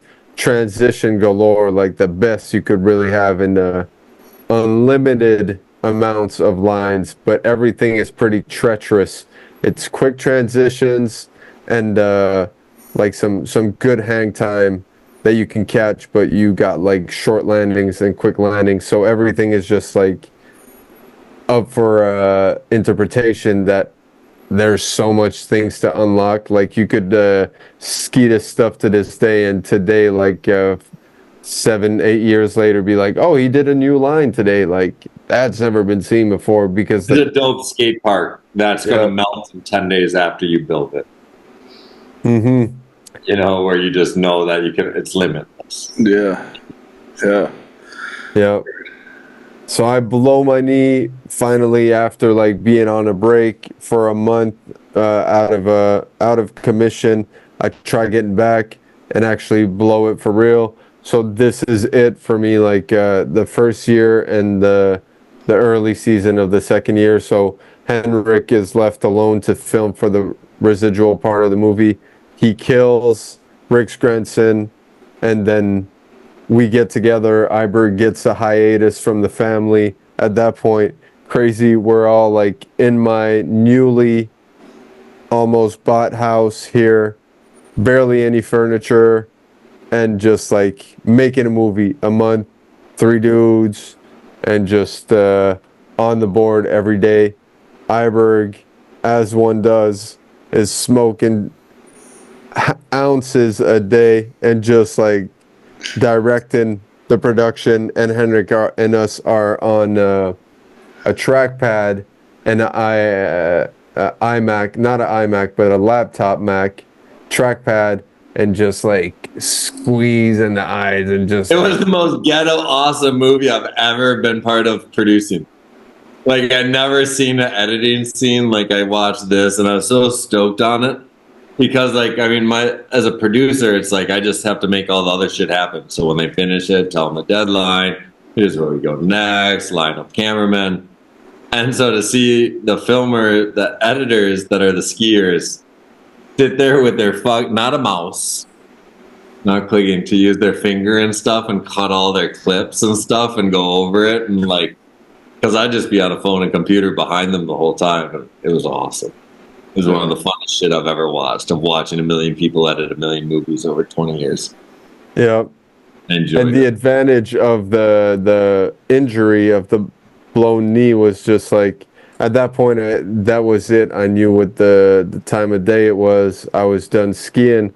So I got to the mixing border already, and I was editing before Henrik and Iberg was at home. And that's when, like, I came up with the concept of just having each segment be a video clip for the song. So the song title would be the same as the segment. So every segment was a chapter, Samurai Showdown, one, whatever. And that all based on an exclusive soundtrack that Eric did with an artist of Major Lazer, Walshy Fire, which was part of a trio for Major Lazer. He's a DJ selector. As part of this shit, I only know Walshy Fire because of dancehall music. But the group he was part of in 2015, so he signed on to help me with the soundtrack. The next month, they had a song called Lean On. Lean On was the first billion viewed music video in YouTube history. So the guy who made the Be Inspired soundtrack was the guy that was part of the group that had the first billion views YouTube. And I'm just sitting there as a giddy little, I'm like, because of a ski movie? What? Like, I get to work with this guy. So and the concept is reggae, hip hop, all versus each song is one reggae, one hip hop, and the artists that were pulled that Iberg and Walshy managed to pull together for this soundtrack is nothing less than monumentally amazing. Just like you had Sizzla and Cormega, two OGs of their own genre, together, and just incredible soundtrack. And some of the stories to get that music was just fascinating. How hard it was for some artists. Like Raekwon had to be paid 10 grand for 16 bars, maybe 18 bars. And on the other hand, Kabaka Pyramid, which was on the song with Raekwon, did it for nothing, basically, for the fact that he was spitting with Raekwon with an OG from the Wu, and had not that easy, just 32. So you know. Oh, it's not money like this. We had to get Henrik and Phil were already hustled for a clothing company by a company called CL95. So CL95 already hustled Phil and Henrik like they're going to pay him $100,000 a year, and they're going to sponsor the movie. Then CL95 was supposedly started with Raekwon the chef. And then they're like, oh, we're going to sponsor the movie because of the vocal track that we'll give you from Raekwon because he owns the company. So I had to hustle all this stuff. But the guy who owned the clothing company was a hustler, and he was hustling Raekwon. And then I was trying to do this, but this guy was hustling fucking Phil and Henrik. And then we got it was the most, and that's just one vocalist. You need 10 people to make a song. So it's it was a fun experience for sure, as far as what you need to do to make things happen. Because it's, I don't know, it's a lot of phone calls. Yeah, the movie gets put together. Iberg is out of Denmark for a month, and we plan the release party at Quebec City by Phil Bélanger, and nothing short of just huge. Just Phil Bélanger is just a master at pulling things like that together. And for that premiere, we got 3 of the artists that were on the soundtrack already. We got Callie P, Dylan Cooper, and Randy Valentine performing as acts in that night, and the premiere of Be Inspired. I think, to me, except for the early on days with Exact Science, when it was in a church, I think that's the most rowdy premiere that I've been at. But I haven't been to the level 1 stuff. But in Quebec, it was crazy. the people, how much they were screaming for a 20-foot down tube in the park tricks was just like unbelievable. Very, very successful premiere with like people from all over coming for this like event. Definitely put like cherry on the top for Iberg's quit or like leaving for a new craft at that because point. Bill Boland did my first premiere in 2001 for royalty. So like the fact he's like, hell yeah, I'd still do it. So it was special for me like that because I was like, no way, all the Phils are here. The first three. And then maybe the fourth one was there. I don't know. I know the fifth one was there. The eighth one was there. I think the ninth and 10th Phil was there. So it was pretty dope. But we're only at 2016, man. That's crazy. Yeah, we're going to have to fly. I got 40 more minutes, but yeah, we are going to have to fly. We going to cover some stuff. Well, that's cool because that brings us to the end of the inspired timeline, pretty much. Yeah, that's just big because we're both involved. Yeah, we can go for days probably in realistic conversations with Della. Yeah, we when we interviewed Mango, we went deep on the street league. Excuse me, I keep on saying the wrong thing. Real ski. We went all on the ins and outs of why he liked it, why he didn't like it. What were your thoughts on it? Because I think Iberg might have mentioned that you got invited back for a third time after competing twice, and you're like, nah, I'm good. So I'd just like to get your thoughts on that, because that's kind of what naturally comes next in the timeline of events. Well, let's start with the first one, right? Now you get to do it, right? Because I'm out of the picture. So there's that's probably like the only thing that's on your map, right? For the next year? Like there's no one else telling you to do 50 things. We have no B&E Invitational. Did you have anything else in 2017 realistically? Other than no, fucking around and making a movie, because obviously I was going to make a movie. That's what I do. Like, that's my purpose in life. But I blew my knee, come back from the blown knee, kind of like slowly getting back in the groove. Start filming in February for a project. I don't even know what it's going to be. So I declined the offer of a second year invite for Real Ski because I feel like it is too early for me to get back and do that shit on that level.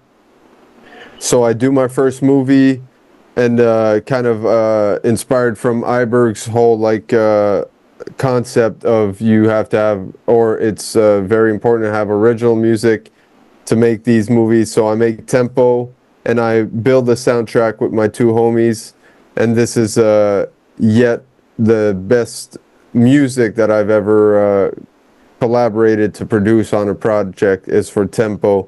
We put in like tempo you and Brady. No, tempo's Brady shot for it, but it's he shot 40%, but I made the movie. Okay, so that's not your first like real big collab between the two of you. Tempo's most of you is you. Yep. So then the next year, I am healthy and I am invited to Real Ski, and I'm hungry as a motherfucker. Declined it for 2 years. In my mind, I'm the best. You know, that's like how I'm coming in. I'm like the best at street skiing, and I've never been like congratulated for it. So I'm kind of like got a chip on my shoulder, hungry to get recognition style, very like ego driven, just like give me my props.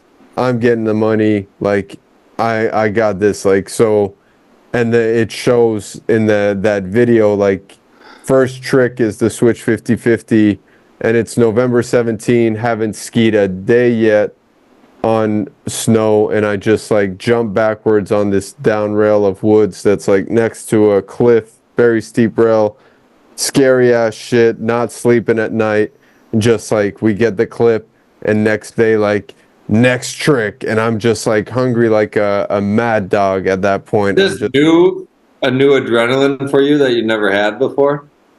Yeah, I'm definitely driven. Like now I'm gonna, what I wrote in my 13-year-old like dream list, winning X Games, I'm manifesting it now. It's my time. So like, I'm definitely not like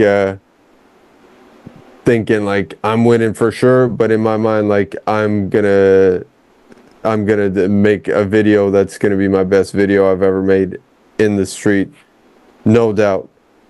So I'm all the fuck in, where I'm grinding every day and sort of going in like a madman, like every day trying to get a clip, and not really acquainted with the formula of the deadline, giving you a month and a half to 2 months to make a video piece of like, yes, I've studied, you need 12 to 15 clips, but yet again, like I'm trying to get a clip every day. So get that first clip, get a second clip, get hurt on the third clip, and sort of have a little setback of a week and a half of like, okay, if this has to be done, if this is to be done, this has to be done properly.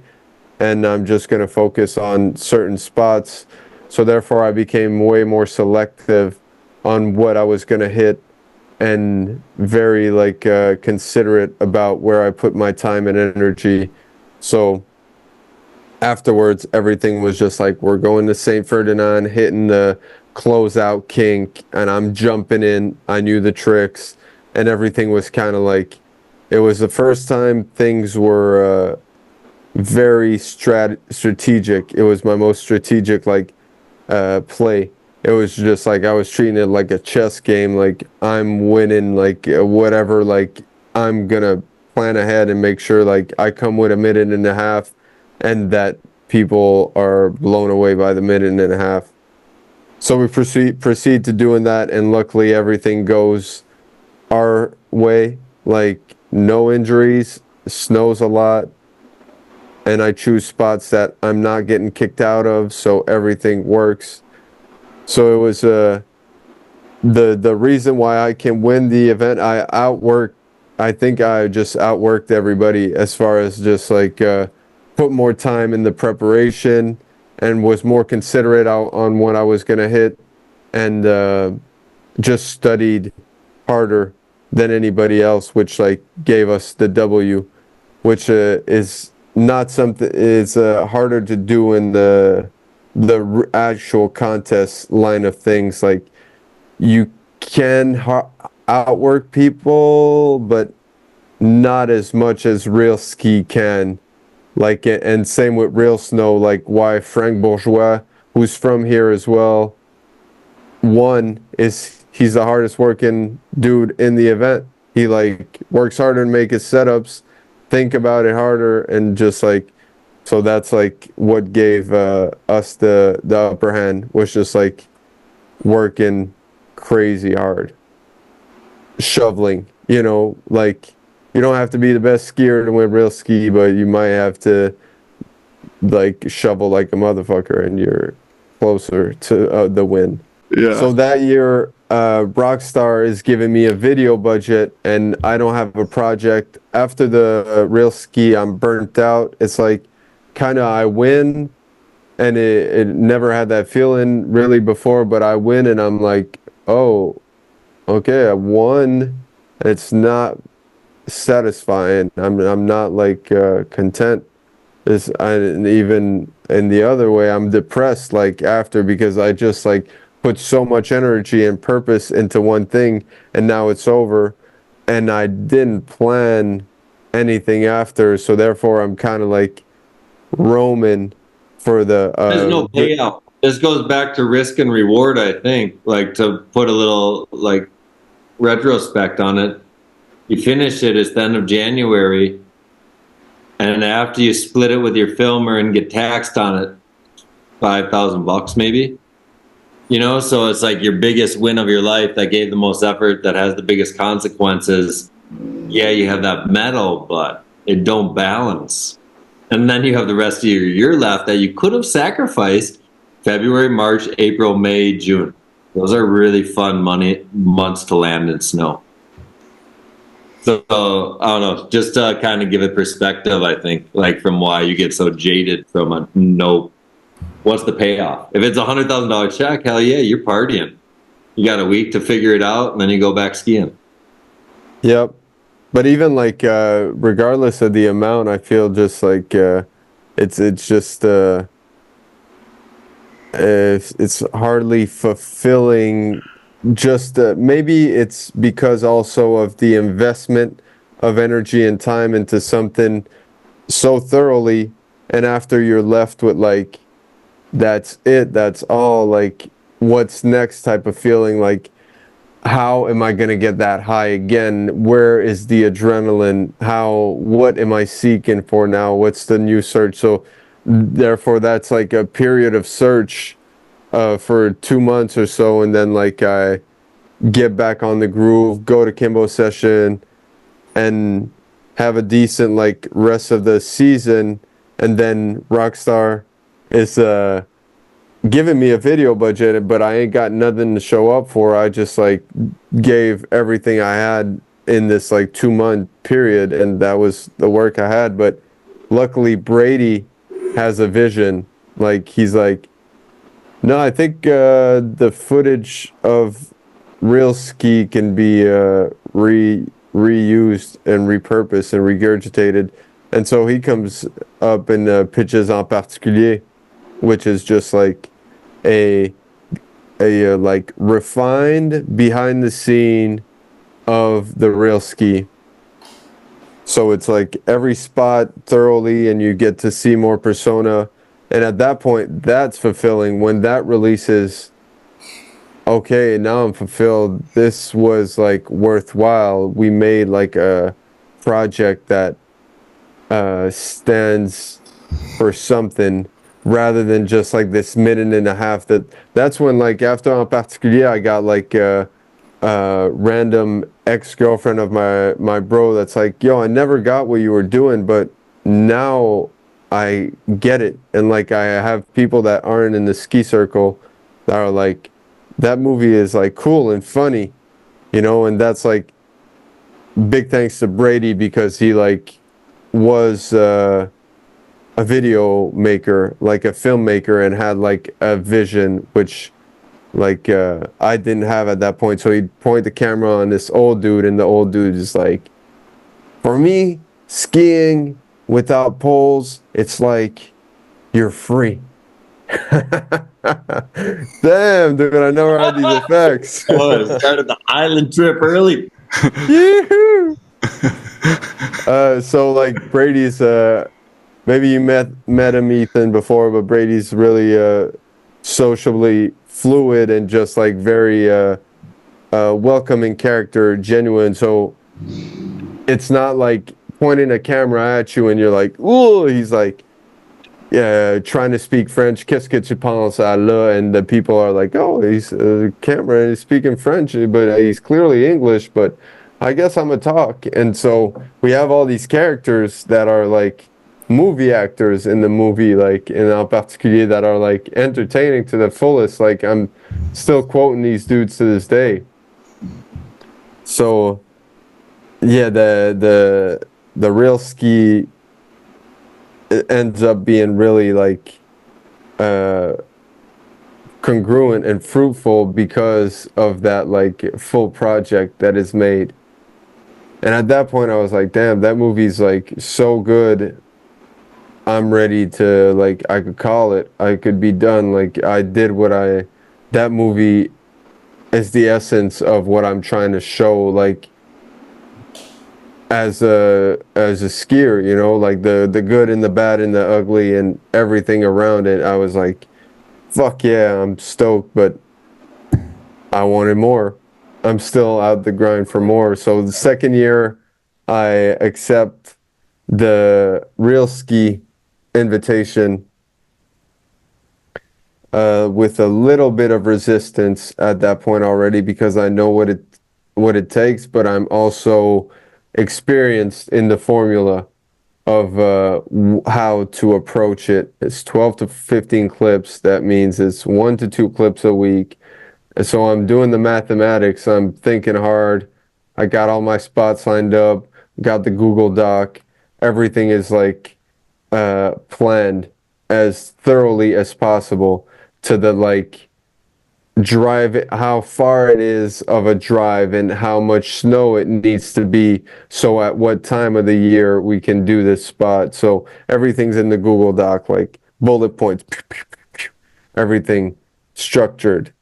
So I did the pre-workout, and I think once again, like that's what helped us rise to the top, because I was just more on point with my with the planning of it. Then there's the risk taken. Obviously, there was some big risk to be taken, but it was calculated, and it went well. Had a little bit of an injury, which I overcame by brain power, if you ask me, because I'm sure I was fucked, but I just wouldn't let it go. It was kind of just like, nah, this is it. And yeah, definitely had a chip on my shoulder for the second year also, just like I knew that I had yet to something more to prove, and also like I wanted to get my money also, because Rockstar was giving me $20K for a gold medal, you know, and just like I felt like I was capable of getting that like reward. So I went for the second year, because first off, because I love doing this shit, and it's the most like fulfilling thing. The adrenaline, the work ethic, the friendship, everything. It's like it's just like condensed life in a small moment, which like you face struggle and incredible adversity together with people, and you get in fights with these homies, and you get into laughs and cries. So it is really fulfilling and draining at the same time, but there is nothing like it. It's just like a roller coaster. Try to get the feeling you'll get on a roller coaster in real life. Hardly can. You got to submit yourself to some like suffering to get like the reward. So I was in for the suffering, did it, and the win was even less fulfilling that year. It was just like, fuck that. Like, and that year I got the backlash of like a lot of people telling like, yo, you didn't deserve it. Mango should have won. And I was like, fair enough. Like, Mango should have had a placement on the podium. But in my mind, like, as a street skier, we were winning.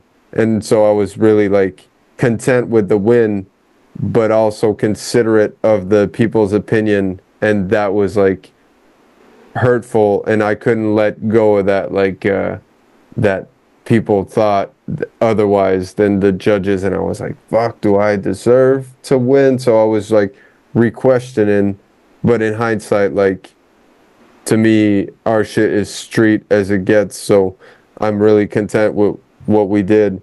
But this goes back to old feeling when I was young. Like, I'd compete in racing, and I'd go abroad to race against like the people of Stoneham, and I would win the race and get booed when I'd get on the podium, and I'd feel bad about winning, and like I'd go to time sport. That was in the racing.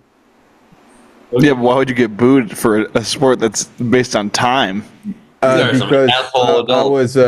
I was not local. I wasn't a kid from there, and I wasn't supposed to be there either. Like, I entered the contest, like, I don't know, they just booed me for the reason they were jealous, like kids shit. But parents also, like, it was really weird situation. And same in Tremblant, and like in free skiing, I won a contest in Tremblant, and the locals were booing me over there, and I was like, and I now, like, afterwards, I made this like super psychological link to myself. I'm like, damn, I hate winning, because like when I won when I was young, I was getting booed because I won, so I didn't affiliate it with a good feeling. So therefore, like, I was kind of like, fuck, man, I don't really like winning that much. Like, after all, like, Yeah, then you're an adult and it happens at all cost. Yeah, you know. So it's a kind of like an ambivalency of it, but No, so the second year was like not fulfilling once again. Therefore, when I got the invite the third year, I said yes at first, and then a weekend with Brady here, like scratching our heads on like how are we gonna top this. I was like, you know what, dude, it's just too much pressure, too much to handle, and I said early enough, like in November, nah, I'm actually going back on my decision, and I'm not doing this. So real ski is a hell of a challenge, like to put one through, because you never know also how, and everybody's gonna give the best of themselves, but sometimes it happens that other people gets hurt, but you don't know, so you still got to go as hard as fucking possible, and you still want your best work to come out. So it was a great deal to partake, but I wonder if I did not get older in age because of those things, of the stress and what it was. Yeah, very polarizing feeling. If you could make that X Games real ski the best contest ever, because the concept's decent, right? Like, because I think we saw it like at real ski for when they skied the whole mountain, they got the whole season, right? When Sammy won, like 3 straight years or something. And I think in BMX, whatever, all the other sports, it was a longer time period.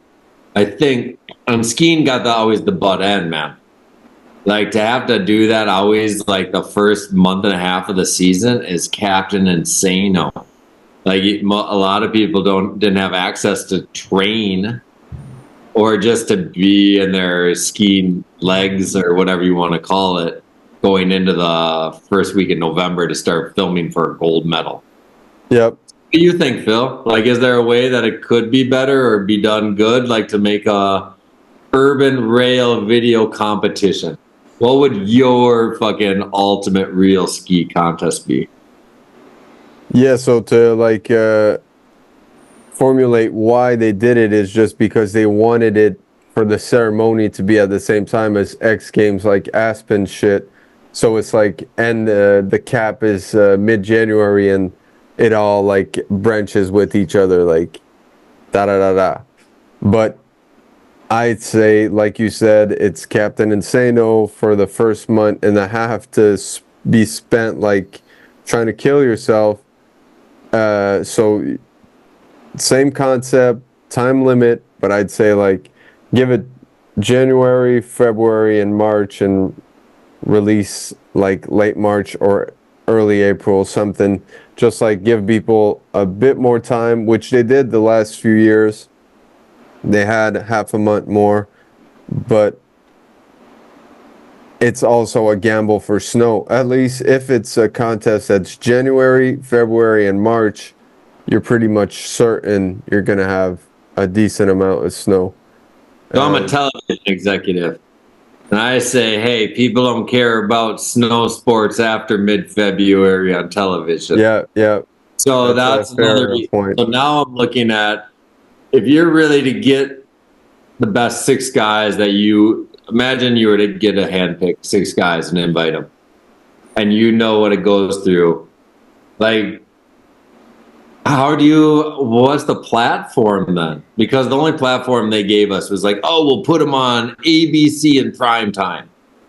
What's a platform for 6 of the best guys to go put the illest fucking shit on, and then actually like get like, what's the audience? Because I think that's the only thing that's missing is like, once these people know who their audience is, whether it's a film festival just for the enters, the people that enter, that'd be dope as fuck. Then you could have like 20, show 20 90-second edits, have everyone present. That'd be epic. Sorry. Yep.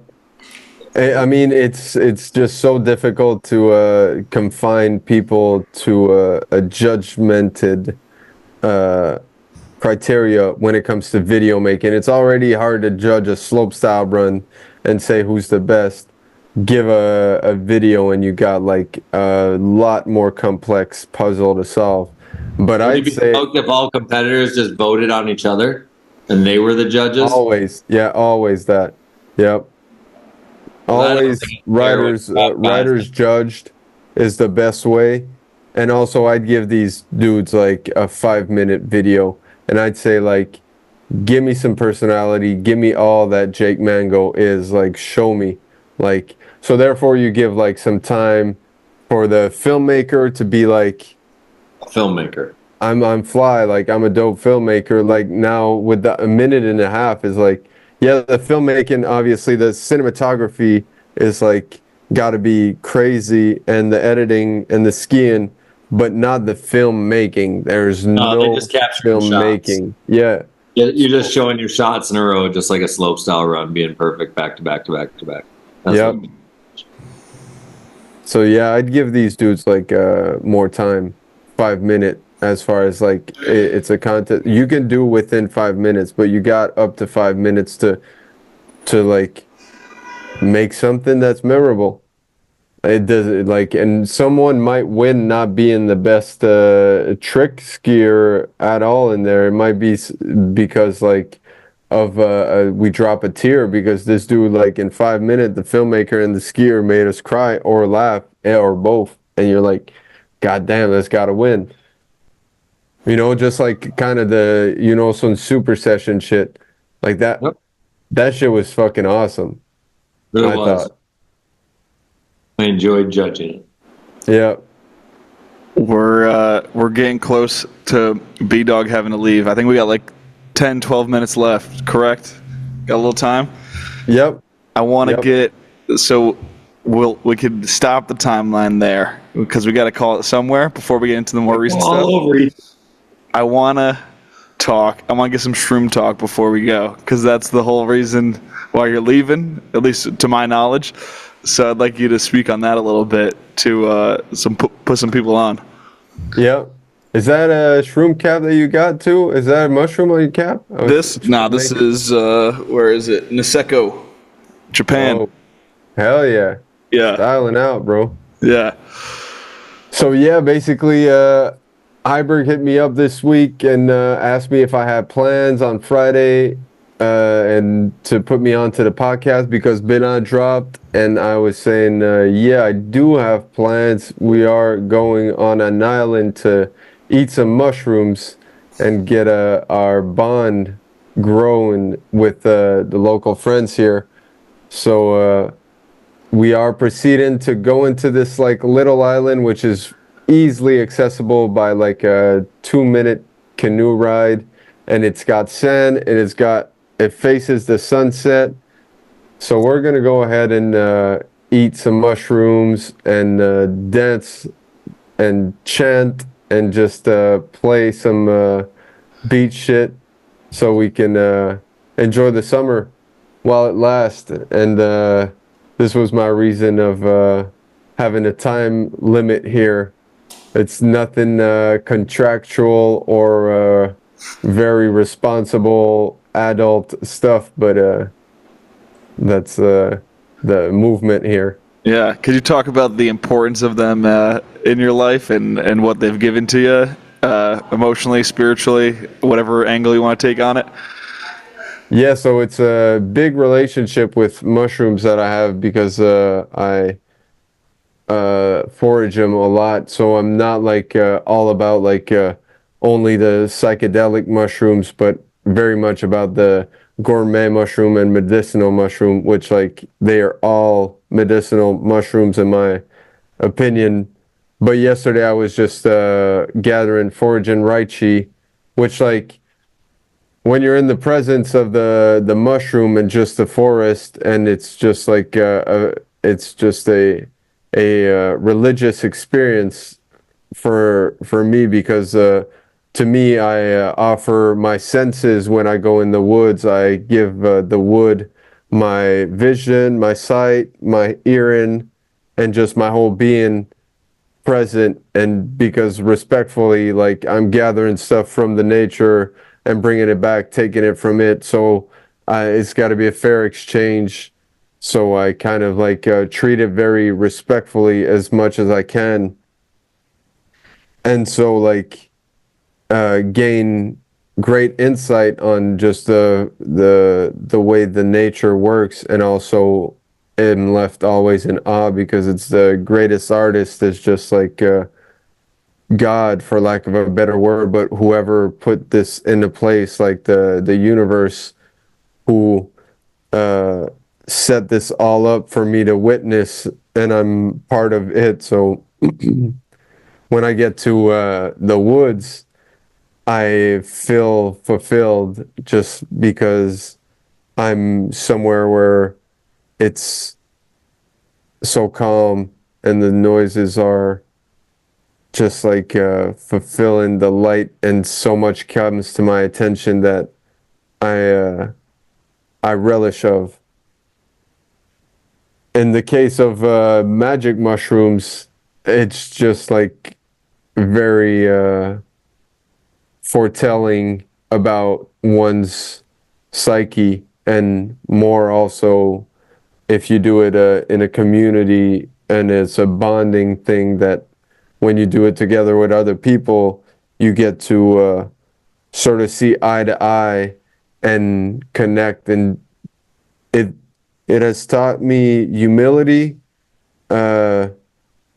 ephemeral, just the temporariness of life, and allowed me to have a newfound gratefulness because I can know that my flesh is just is not going to be forever. Therefore, like, this experience is special, and it's also very compact and short in the grand scheme of things. So therefore, like, the fact that you get a witness eye on your everyday life, which is like my everyday life, which is filled with things I must do and a certain like structure, and the way I'm built is just like very routine orientated, and do things like formally repetitively till I got them like ingrained, and then habits are formed, and I'm running, and I'm just like running.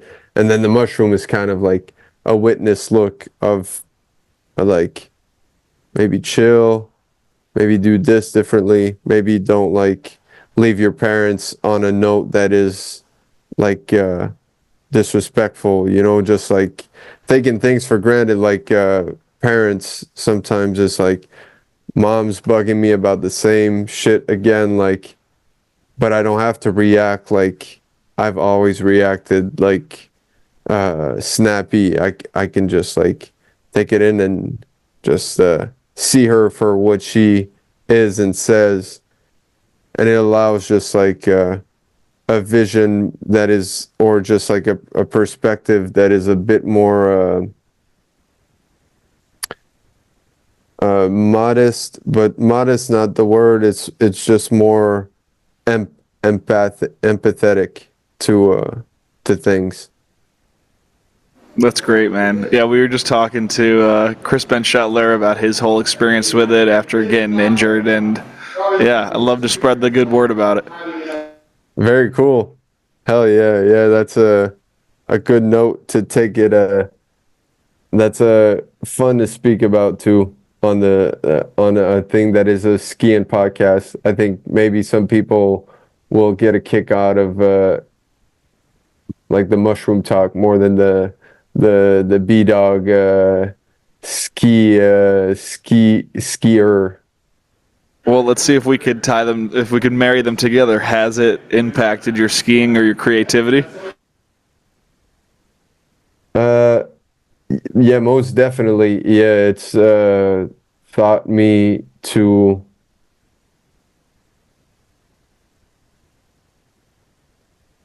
in skiing, I mean, it's taught me to be myself, really, or it just like really cemented to stay myself and keep with it, and just like have faith and creativity. I mean, it's insidious also what it can do, and I'm unaware, but I think like subconsciously it did very much.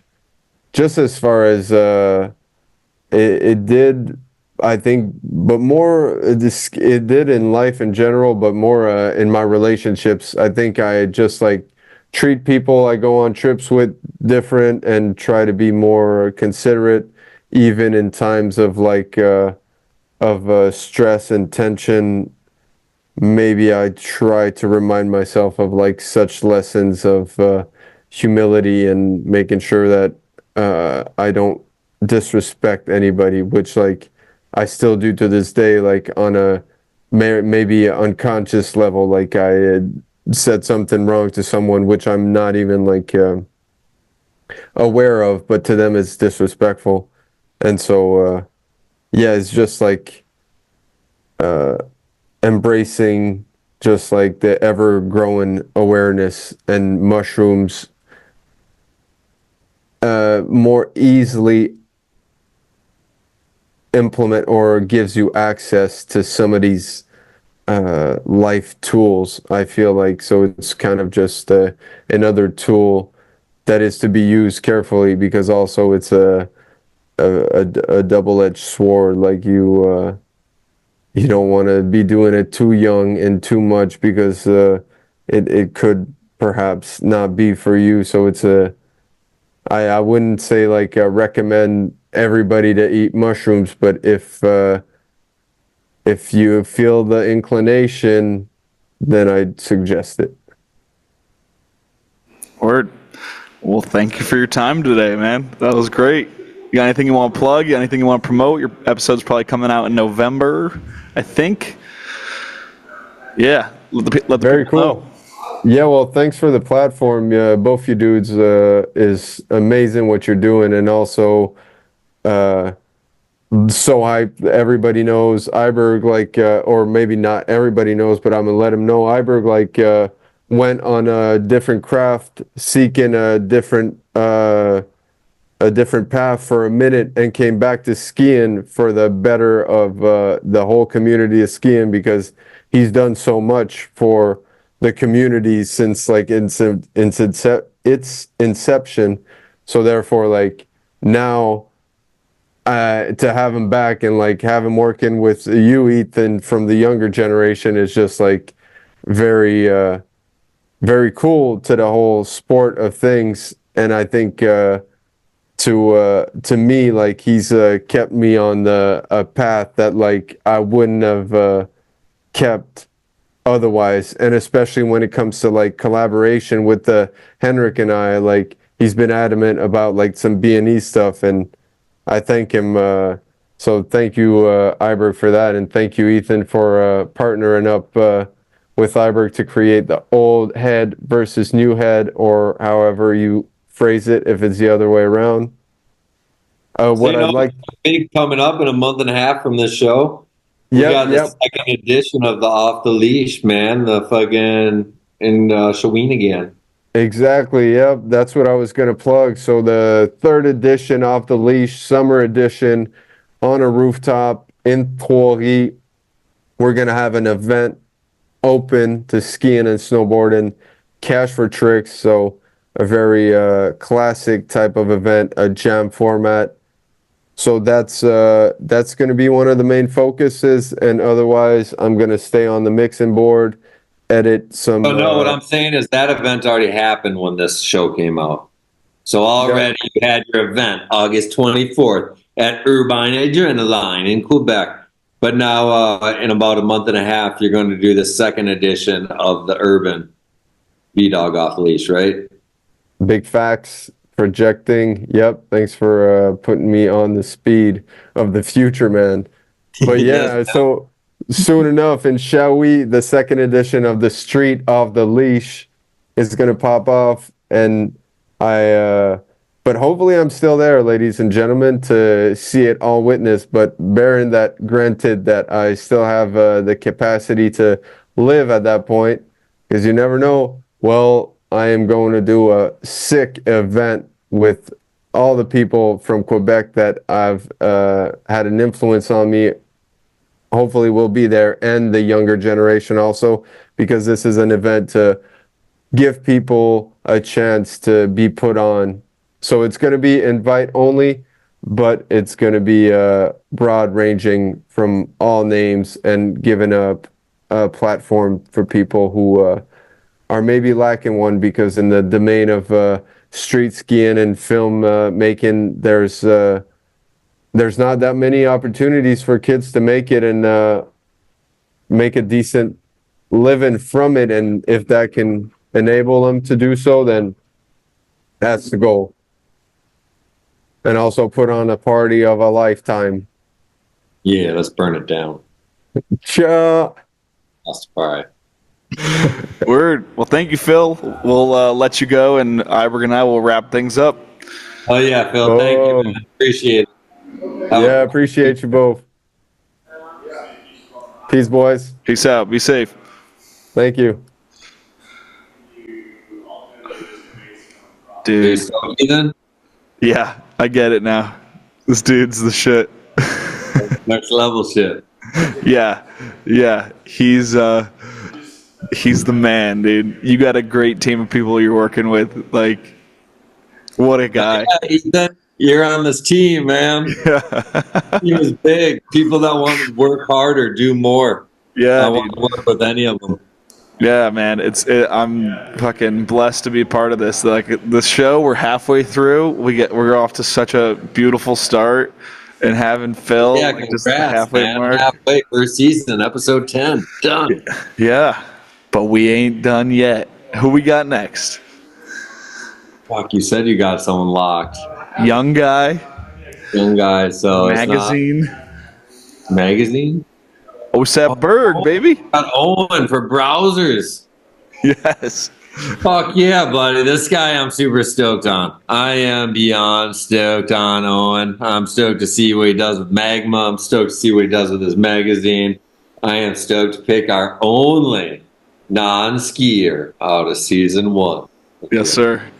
Let's do it. We will we'll get ready. That was another good almost 4-hour episode right there. Let's go eat some food, take some time off, and we'll be back at it before we know it. Awesome, man. Have a wonderful weekend. You too. I'll see you soon. Peace.